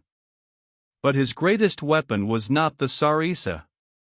It was his ability to convince the Greek city-states, one by one, that alliance with Macedonia was more advantageous than resistance to it, until by 338 BC, when he defeated the combined Athenian and Theban forces at Chaeronea, there was no longer a coalition capable of resisting him. He unified Greece by making resistance, serially, too expensive. The ancient Greek symposium, the drinking party, was not a casual social gathering. It was a formalized institution with specific rules, specific furniture, specific rituals, and specific intellectual purposes that distinguished it sharply from mere drinking. The symposium was held in the andron, the men's room of a Greek house, with guests reclining on couches arranged around the walls, a configuration that physically distinguished the symposium from the upright dining of ordinary meals. Drinking began with a libation to the gods and preceded by regulated rounds determined by the symposiarch, the master of drinking, who set the ratio of wine to water and the pace of consumption. Entertainment included music, the lyre, the aulos, poetry recitation, riddles, philosophical argument, and the sexual services of the hetaira, the educated courtesans who were among the few women to participate in the intellectual life of classical Athens. Plato's Symposium, which preserves or invents a series of speeches on the nature of love given at a drinking party attended by Socrates, Aristophanes, and Alcibiades among others, is the most famous literary product of this institution. Whether the conversation it records actually occurred is unknowable. What is clear is that Plato found the form of the symposium a conversation conducted under the influence of wine, in the intimacy of a small group of men who knew each other well, with the intellectual pressure of the occasion sharpening every argument, the appropriate vessel for the most serious philosophical questions he could imagine. He may have been right. The Etruscans, the civilization of central Italy that preceded Roman dominance and profoundly influenced Roman culture, were themselves deeply influenced by Greece, and the vector of that influence was primarily the Greek colonies of southern Italy and Sicily. Etruscan aristocrats imported Greek pottery, hired Greek craftsmen, and sent their children to Greek cities to be educated. The Etruscan alphabet, from which the Latin alphabet derives, was adapted from the Greek alphabet through the mediation of the Greek colony of Cumae near modern Naples. Etruscan religious practices, including the elaborate divination system of haruspicy, show Greek influence alongside indigenous elements. The question of Etruscan origins, whether they were indigenous Italians, migrants from Asia Minor, or something else entirely, was debated in antiquity and remains unresolved, though ancient DNA analysis published in recent years suggests they were largely indigenous, descended from the farming populations of Bronze Age Italy. What the Etruscans transmitted to Rome: alphabet, architectural conventions, religious practices, certain aspects of political culture, came to Rome filtered through an Etruscan synthesis that had already absorbed and transformed its Greek sources. Rome therefore inherited from Greece twice, directly, through the enormous cultural prestige of the Greek world that Rome consciously imitated, and indirectly, through the Etruscan intermediary that had already done a first round of translation. The line from Athens to Rome runs through Etruria, and the detour left marks that are still visible if you look carefully at the right places. The temple complex at Olympia was, in its fully developed form, one of the wonders of the ancient world, and its centerpiece, the chryselephantine statue of Zeus by the sculptor Phidias, was numbered among the 7 wonders in antiquity specifically because of its overwhelming emotional and aesthetic power. Ancient sources describe the statue, approximately 40 feet tall, seated on a throne of cedar and ivory, clad in gold drapery, holding a golden figure of Nike in its right hand, as producing in visitors an involuntary response of awe so powerful that some reportedly wept. The Roman general Aemilius Paulus, visiting Olympia in 167 BC, was said to have been so moved that he felt he was looking at the god himself rather than a representation. The statue was made in the workshop of Phidias, which archaeologists found in the 20th century adjacent to the temple, complete with the tools of the ivory and gold trade, pottery bearing the inscription "I belong to Phidias," and molds for the metal drapery. The statue itself was eventually moved to Constantinople and was destroyed there, probably in a fire in the 5th century AD. What the ancient sources describe, and what produced that reported experience of divine presence, cannot be recovered. The workshop survives. The tools survive. The clay molds survive. The object they made is gone, and nothing made since has been described in the terms that ancient witnesses used for the statue at Olympia. The collapse of Bronze Age Greek civilization around 1200 BC, the end of the Mycenaean palace culture, is one of the most dramatic and least understood catastrophes in ancient history. Within a period of approximately 50 years, the palace centers at Mycenae, Tiryns, Pylos, and across the Aegean collapsed, their elaborate administrative systems ceased to function, the linear B script used to manage the palace economies disappeared entirely, long-distance trade networks that had connected Greece to Cyprus, Egypt, and the Near East broke down, population declined sharply, and a dark age, genuinely dark in the sense of lacking the literacy and material complexity of what preceded it, descended for approximately 3 to 4 centuries.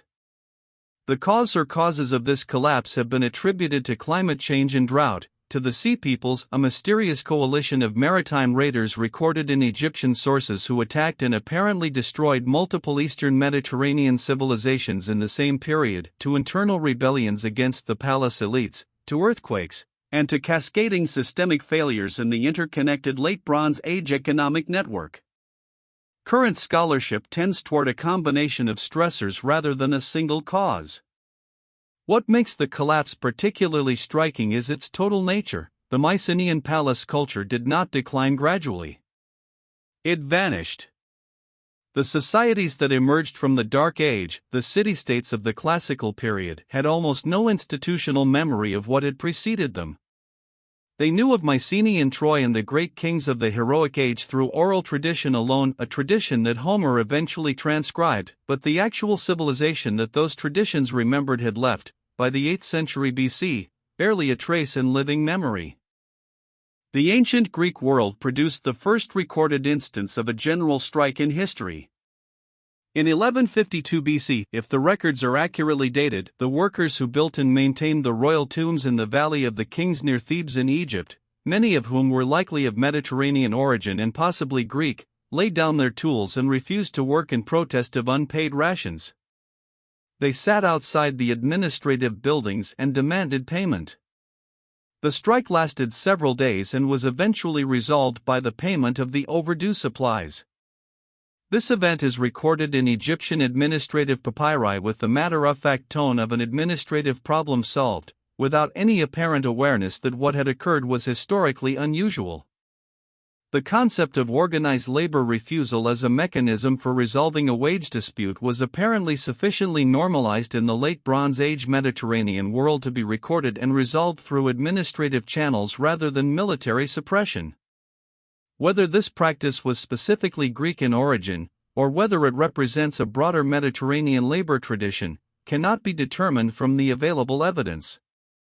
What is certain is that the organized refusal to work in protest of unjust compensation is not, as is sometimes assumed, a modern invention. It is at least 3,000 years old, and the first people known to have done it were skilled craftsmen who understood, with clear-eyed practicality, that their labor was not a gift but a transaction, and that transactions could be renegotiated. The city of Thebes, not the Egyptian city but the Boeotian city that briefly dominated Greek politics in the 370s and 360s BC, housed within its army one of the most unusual military units of the ancient world, the Sacred Band, a force of 150 pairs of male lovers, 300 men total, whose military effectiveness was attributed by ancient sources to the unwillingness of either partner to show cowardice before his beloved. The band was founded by the Theban general Gorgidas around 378 BC and reorganized into a separate elite formation by Pelopidas, under whom it achieved its greatest reputation. The sacred band was undefeated for 40 years and was instrumental in the victories over Sparta at Leuctra in 371 BC and in later battles during the period of Theban dominance. At the Battle of Chaeronea in 338 BC, when Philip II of Macedon defeated the combined Greek forces, the sacred band stood its ground and died where it stood, all 300 men, killed in formation, refusing to flee. Philip reportedly wept when he saw them. The site of their burial, a mass grave outside Chaeronea, was excavated in the 19th century and found to contain skeletons of men arranged in rows, consistent with the ancient account. They were buried together as they had fought. The lion monument that stands over their grave today is a 19th century reconstruction, but it marks a genuine site, and the men it marks over are real. The ancient Greek philosopher Democritus of Abdera, working in the 5th century BC, proposed that all matter was composed of indivisible particles, atoms, from the Greek atomos, uncuttable, moving through empty void. He proposed this not on the basis of experiment, which he did not conduct, but on the basis of philosophical argument. If matter could be divided indefinitely, it would ultimately become nothing, which contradicted the evident existence of something. Therefore there must be a point at which division stopped a smallest particle. Democritus extended this framework to the soul, to perception, to the gods themselves, which he regarded as made of particularly fine and long-lived atomic arrangements rather than as supernatural entities. His cosmological model included an infinite number of worlds, continually forming and dissolving through the random collision and aggregation of atoms in the void, a model that prefigures, in structural outline, modern cosmological theories of universe formation in ways that are remarkable even if the physical mechanism he proposed was entirely wrong. Democritus wrote extensively. Ancient sources attribute around 70 works to him, and essentially nothing survives. What we know of his atomism comes primarily through Epicurus, who adopted and developed it, and through Lucretius's great poem. The man who first proposed that matter was composed of fundamental particles is represented in the surviving record almost entirely by quotation and summary. His books are gone. His idea persisted for 2,500 years and became the foundation of modern chemistry and physics. The siege of Rhodes by Demetrius Poliorcetes in 305 to 304 BC was one of the great military spectacles of the ancient world, and its failure produced, as a side effect, one of the ancient world's most famous monuments. Demetrius Poliorcetes means the besieger attacked Rhodes with an army of 40,000 and a fleet of 200 warships, supported by a siege tower called the Helepolis, the city-taker, that was 9 stories tall, approximately 40 meters high, and mounted with catapults and ballistae at every level. The tower moved on 8 wheels driven by 800 men inside on treadmills. Despite this extraordinary engineering, the siege failed. Rhodes held for a year and Demetrius withdrew. The Rhodians sold the abandoned siege equipment for a large sum and used the proceeds to commission the Colossus of Rhodes, a bronze statue of the god Helios approximately 30 meters tall that stood at the entrance to the harbor and was numbered among the 7 wonders of the ancient world. It stood for 54 years before being toppled by an earthquake in 226 BC. The broken pieces lay on the ground for nearly 9 centuries. Ancient sources record that even fallen, the fragments were so large that few people could wrap their arms around the thumb until Arab forces took Rhodes in 654 AD and sold the bronze for scrap to a merchant who reportedly needed 900 camels to carry it away. The wonder left the world, in the end, on the backs of camels. The last ruler of independent Egypt before the Roman conquest, Cleopatra VII, was Greek by descent, the 7th in a line of Ptolemaic rulers who had governed Egypt since the death of Alexander and whose dynasty maintained Greek as the language of administration and culture while ruling an overwhelmingly Egyptian population. She was, according to ancient sources, the first member of her dynasty to learn Egyptian, a remarkable fact about a family that had ruled Egypt for 2.5 centuries. She also reportedly spoke 8 other languages. Her relationship with Julius Caesar and later with Mark Antony has been so thoroughly romanticized in subsequent cultural tradition that the political intelligence behind her alliances is frequently obscured. She was a ruler attempting to preserve the independence of the last Hellenistic kingdom against the inexorable expansion of Roman power, using the diplomatic tools available to her, including the personal relationships she formed with Rome's most powerful men, with a strategic clarity that her eventual failure should not be allowed to retroactively diminish. When Octavian's fleet defeated Antony's at the Battle of Actium in 31 BC, she attempted, through negotiation and possibly through offering to betray Antony, to preserve her kingdom under Roman suzerainty. When that failed, she killed herself by asp bite. According to tradition, the method is uncertain, the death deliberate and considered. With her death, the Hellenistic world ended. 3 centuries of Greek kingdoms built on Alexander's conquests dissolved into the Roman province of Egypt, and the particular form of Greek civilization that had flourished since his campaigns closed, quietly, on the Nile. The Greek philosophical tradition produced, in the skeptics, a school of thought so radical in its conclusions that it bordered on self-refutation and maintained itself as an active philosophical tradition for several centuries anyway. The Pyrrhonists, founded by Pyrrho of Elis, who had accompanied Alexander to India and reportedly been influenced by Indian philosophical traditions of non-attachment, argued that for every proposition a contradicting proposition could be advanced with equal plausibility, that certainty was therefore impossible, and that the appropriate response to this epistemic situation was the suspension of judgment epiche. The goal was not intellectual paralysis but ataraxia, the same tranquility that Epicurus sought by different means. If you refused to commit to any belief, you would not be disturbed when the belief proved wrong. The obvious objection, how do you act in the world if you suspend judgment about everything, was addressed by the skeptics through the concept of appearances. You act according to how things appear while refusing to believe that appearances accurately represent reality. The tradition was revived in the 1st century BC by Eniesidemus, who developed the famous 10 tropes, 10 patterns of argument showing the unreliability of perception, and continued through Sextus Empiricus in the 2nd century AD, whose writings are the primary surviving source for ancient skepticism. When Sextus Empiricus's works were rediscovered in the 16th century, they triggered a crisis of intellectual confidence in European thought whose effects, the recognition that ordinary certainties are harder to justify than they appear, are still working themselves out in philosophy today.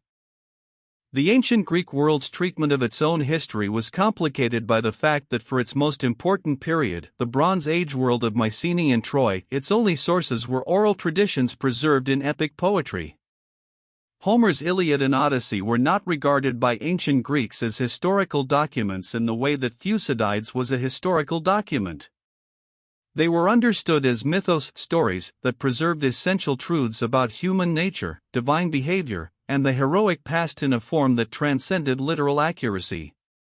Yet the Greeks also believed, with a conviction that modern archaeology has partially vindicated, that Troy was a real place, that the Trojan War was a real event, and that the heroes of the epics were real people.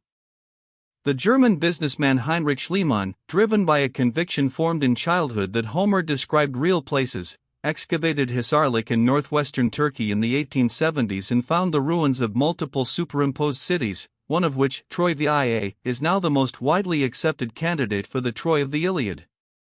Schliemann also excavated Mycenae and found shaft graves of extraordinary wealth, including a gold death mask that he telegraphed to the Greek king saying he had gazed upon the face of Agamemnon. He had not. The mask predates the conventional date of the Trojan War by centuries, but he had found something equally remarkable, physical evidence that the Greek heroic tradition preserved a genuine memory of a civilization richer and more complex than the dark age that followed it could have invented. The Parthenon frieze, the continuous sculptural band that ran around the exterior of the inner building of the Parthenon, carved under the direction of Phidias in the 440s BC, depicted a procession that scholars argued about for centuries. The standard interpretation, dominant until recently, was that it showed the Panathenaic procession, the great civic festival held every 4 years in Athens at which a new robe was carried to the ancient olive wood statue of Athena on the Acropolis. A minority but compelling alternative interpretation, developed by the classicist Joan Breton Connolly in the 1990s, argues that the frieze depicts the legendary sacrifice of the daughters of the mythological king Erechtheus, a founding myth of Athens in which the king offered his daughters as a sacrifice to save the city, a myth that Euripides dramatized. If Connolly's interpretation is correct, the most celebrated sculptural program of classical antiquity depicts human sacrifice at the heart of Athenian civic religion, a fact that would significantly complicate the image of Athens as the birthplace of rational enlightenment. The debate has not been resolved. Approximately half of the surviving frieze is in the British Museum, removed by Lord Elgin between 1801 and 1812 and sold to the museum in 1816 in a transaction whose legality was disputed at the time and remains disputed today. The other half is in Athens. The frieze has not been in one place since 1801. Whether it tells the story of a festival or a sacrifice, it has spent the last 2 centuries making a different argument entirely. The Greek world's colonial expansion between the 8th and 6th centuries BC produced cities that, in some cases, exceeded the wealth and cultural productivity of their mother cities within a few generations. Syracuse in Sicily, founded by Corinth around 734 BC, became by the 5th century one of the largest and most powerful cities in the western Mediterranean, capable of fielding armies that defeated the full military force of the Athenian Empire.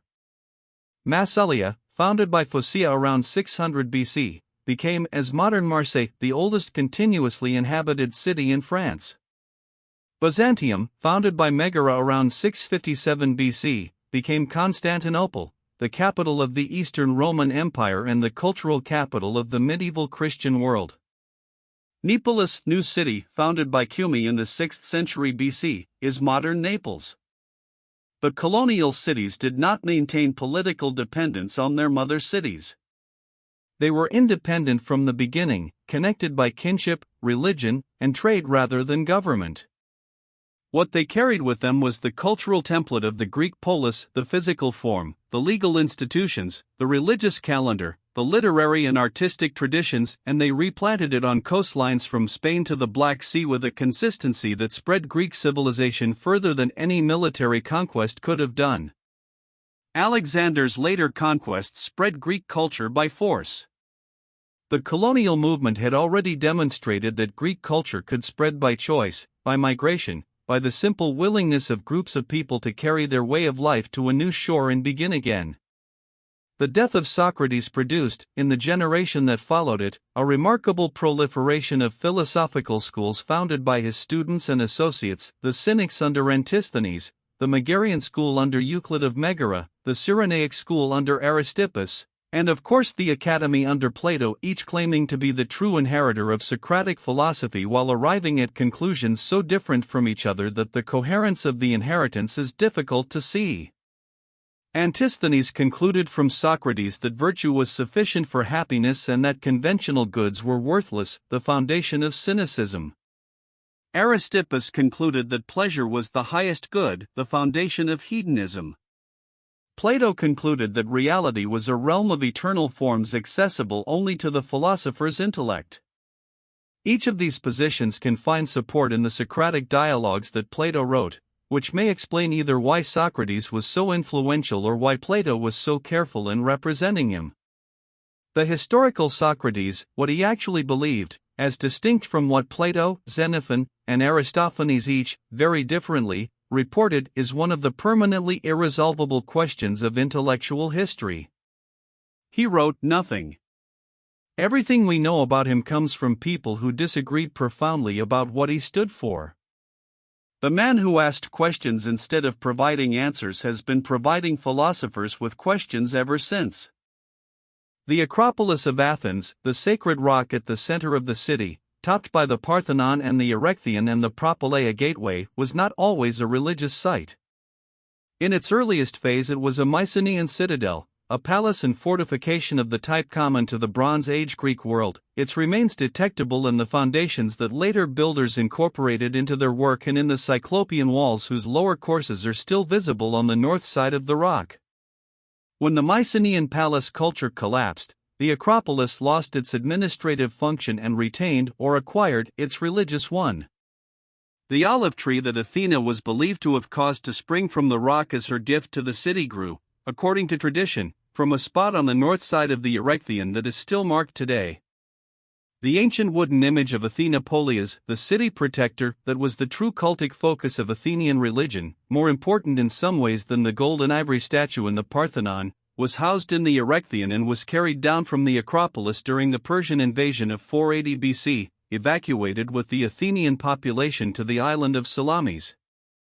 The Persians burned the Acropolis. The Athenians returned, rebuilt on a scale that turned military humiliation into the occasion for the greatest architectural program in Greek history, and placed the rebuilt Acropolis at the center of a civic identity so powerful that it has survived the Persian fire, 2,500 years of subsequent history, and the Venetian artillery shell that blew up the Parthenon in 1687, when it was being used as an Ottoman powder magazine. The ancient Greek philosophical debate about the nature of time, whether it existed independently of events, whether the past and future had any reality, whether change was genuinely possible or an illusion, produced one of the most disorienting arguments in the history of human thought. Zeno of Elea, in the 5th century BC, proposed a series of paradoxes that appeared to demonstrate the logical impossibility of motion. The most famous, Achilles and the tortoise, argues that if Achilles gives the tortoise a head start in a race, he can never catch it. By the time he reaches where the tortoise was, the tortoise has moved. By the time he reaches where the tortoise then was, the tortoise has moved again. The sequence continues infinitely, and Achilles never catches up. Zeno knew, obviously, that Achilles could catch a tortoise. The paradox was not a claim about empirical reality but a demonstration that common-sense assumptions about space, time, and infinity lead to logical contradictions. It was not until the development of calculus in the 17th century that mathematics provided a framework for understanding how an infinite series can sum to a finite value, resolving Zeno's paradox mathematically if not perhaps philosophically. The question Zeno was actually asking, whether continuous mathematical space and time accurately describe the structure of physical reality, is a question that modern physics continues to grapple with.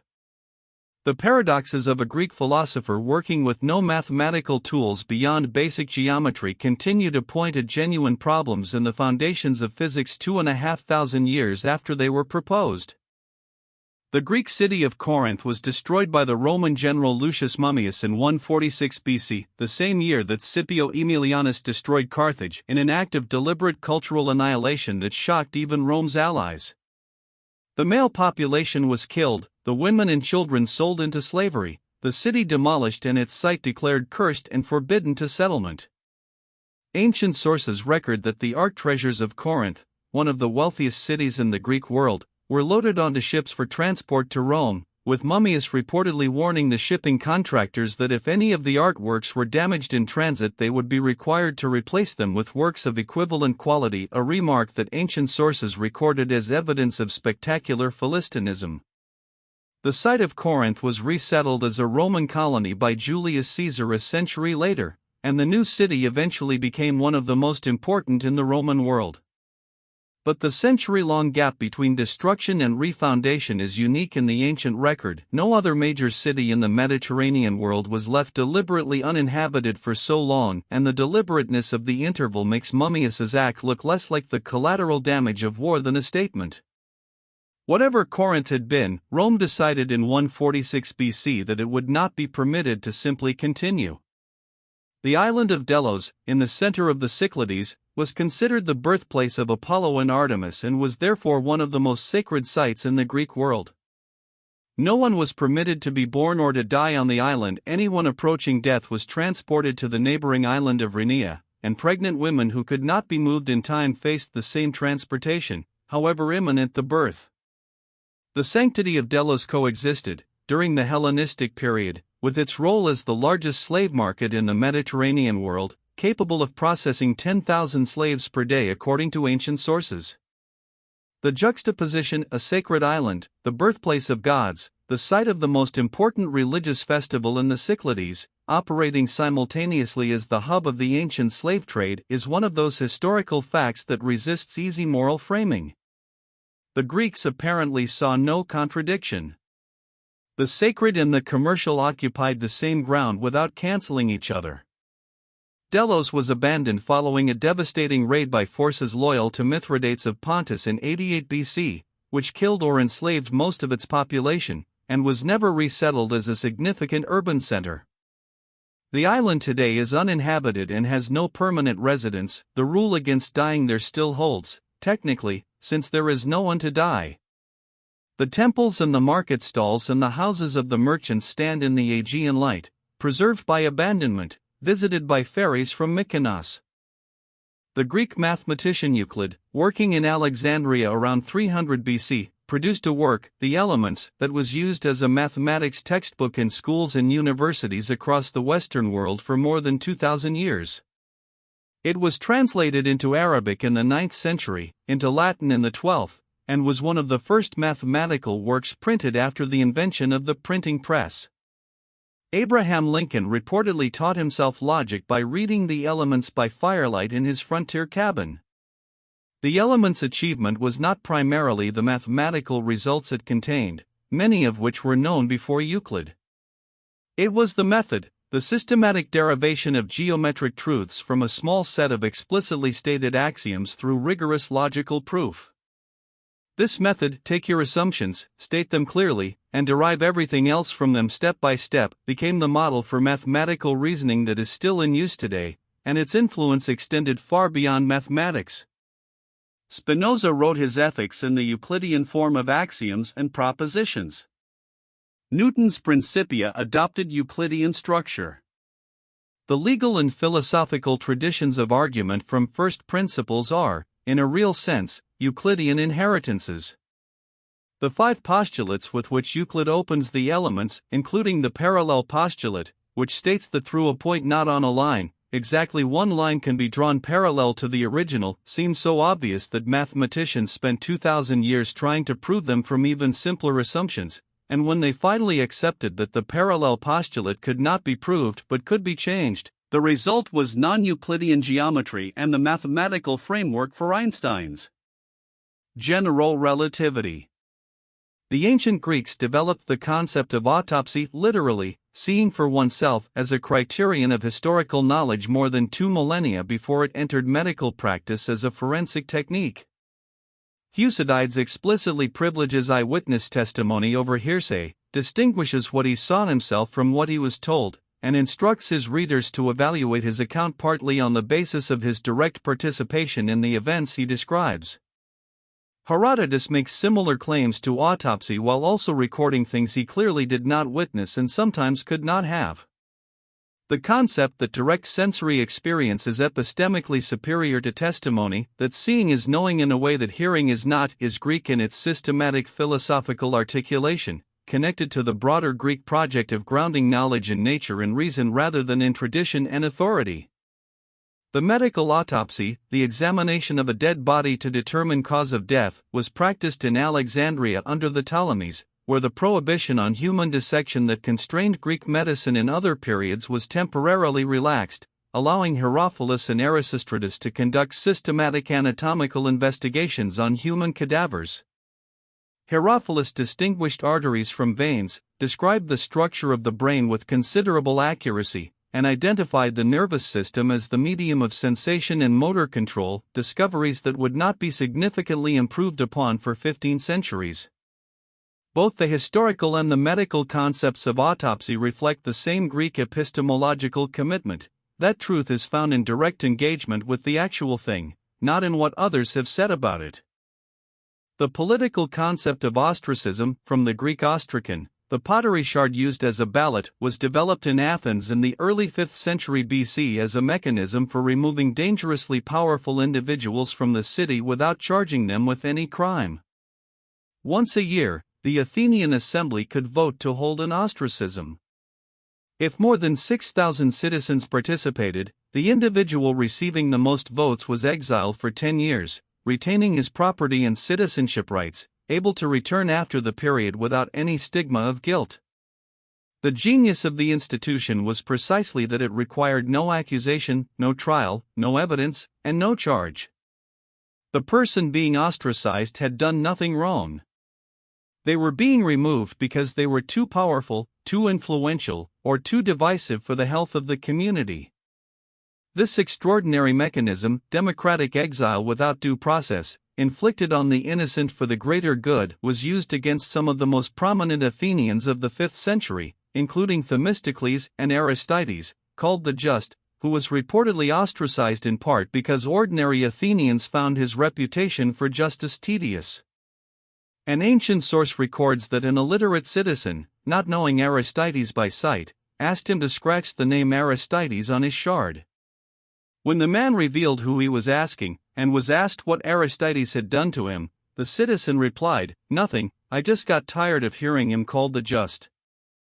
The Greek poet Sappho of Lesbos, working around 600 BC, was so celebrated in antiquity that Plato called her the 10th muse, and of her 9 books of poetry, only one complete poem and approximately 200 fragments have survived. The completeness of her loss is one of the great tragedies of the literary record.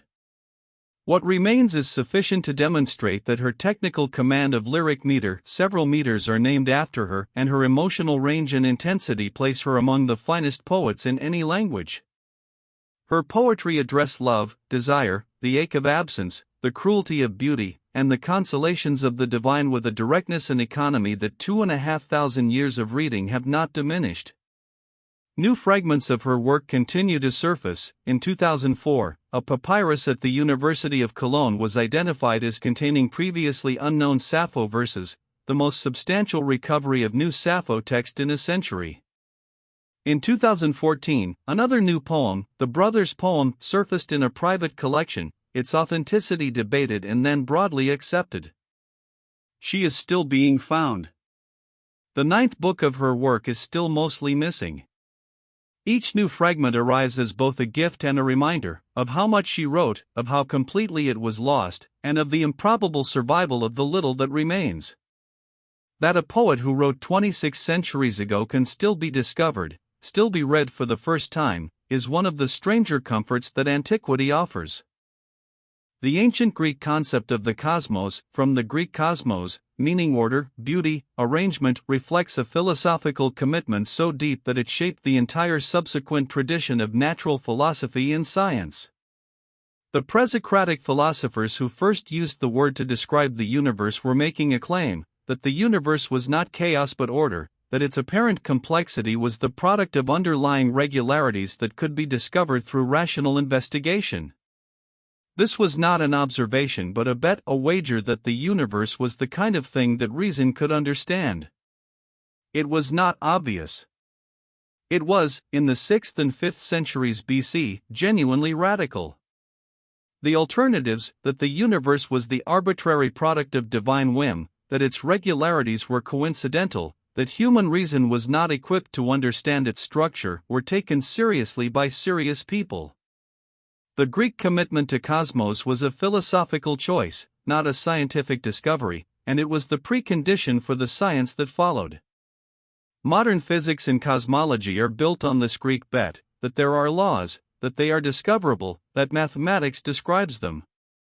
Every time a physicist writes down an equation that describes the behavior of the universe, they are working within a framework first chosen, not discovered, by Greek philosophers standing on the coast of the Aegean, looking at the stars, and deciding, without evidence but with extraordinary consequences, that what they saw made sense. The Greek island of Rhodes was, in the Hellenistic period, one of the most sophisticated states in the ancient world, a mercantile republic with a powerful navy, a complex system of international trade law, and a social welfare system that included the public feeding of the poor, funded by the wealthy as a civic obligation. Rhodian maritime law, the Lex Rhodia, was the dominant body of shipping and commercial law in the ancient Mediterranean and was eventually incorporated into Roman law, surviving in fragments that influenced medieval maritime codes and ultimately modern admiralty law. The Rhodians also maintained one of the ancient world's most professional military forces and used it as an instrument of diplomatic independence, managing their relationships with the major Hellenistic powers, the Ptolemies, the Seleucids, the Antigonids, with a balance of power diplomacy sophisticated enough to preserve their freedom through a century of great power competition. The earthquake that destroyed the Colossus in 226 BC also damaged the city severely, and the Rhodians' response to this disaster, requesting and receiving aid from multiple kingdoms simultaneously while carefully maintaining their independence from all of them, was a diplomatic achievement as impressive, in its way, as the Colossus itself. A small island state in the eastern Mediterranean managed, for 2 centuries, to remain free by being too useful as a neutral party for any great power to risk absorbing it. The principle they were working from is still recognizable in the foreign policy of small states today. The ancient Greek theatre at Epidaurus, built in the 4th century BC and still in use for performances today, is designed with an acoustic precision so remarkable that a coin dropped at the center of the orchestra, the circular performance space, can be heard clearly in the furthest row of seats, 55 rows away, without amplification. The acoustics were so exceptional that modern engineers studied the theater extensively to understand how they were achieved, finally determining in 2007 that the seating, cut from limestone with specific filtering properties, acts as an acoustic filter, suppressing low-frequency background noise while allowing the higher frequencies of human speech to pass clearly to every part of the seating area. The effect is that the theater's natural sonic environment, wind, insects, ambient sound, is effectively filtered away, leaving the performer's voice in acoustic isolation. Whether the ancient builders understood acoustics in this theoretical sense or achieved the result empirically, through trial and error over multiple iterations of theater design, is unknown. What is clear is that they achieved it, and that 17,000 spectators could hear every word spoken at the center of the orchestra regardless of where they were sitting. The theater at Epidaurus is still used for performances of ancient Greek drama every summer. The actors who stand at its center today are heard in the back rows, as actors were heard there 24 centuries ago. The stone is still doing what it was made to do. The last significant pagan philosophical school in the ancient world, the Platonic Academy at Athens, was closed by the Christian Emperor Justinian in 529 AD. Approximately 9 centuries after Plato founded it. The closure did not come suddenly. It came at the end of a long process by which Christianity, having become the official religion of the Roman Empire, progressively restricted the public life of non-Christian philosophical and religious traditions. The Platonic philosophers who had continued teaching at Athens through the 5th century AD, Proclus, Damascius, Simplicius, were not mystics or eccentrics.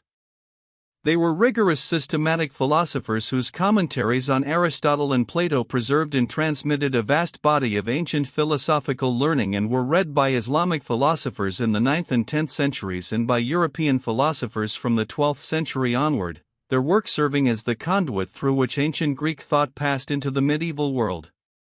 When Justinian's edict closed the school, the last 7 philosophers, Damascius and his associates, packed their books and traveled to Persia, to the court of the Sassanid king Khosrow I, who received them and included in the subsequent peace treaty with Justinian a clause guaranteeing their right to return to their homes and to hold their philosophical beliefs without persecution. They returned. They continued teaching, privately, outside the institutional framework that had been closed. The tradition they carried did not die with the institution that had housed it.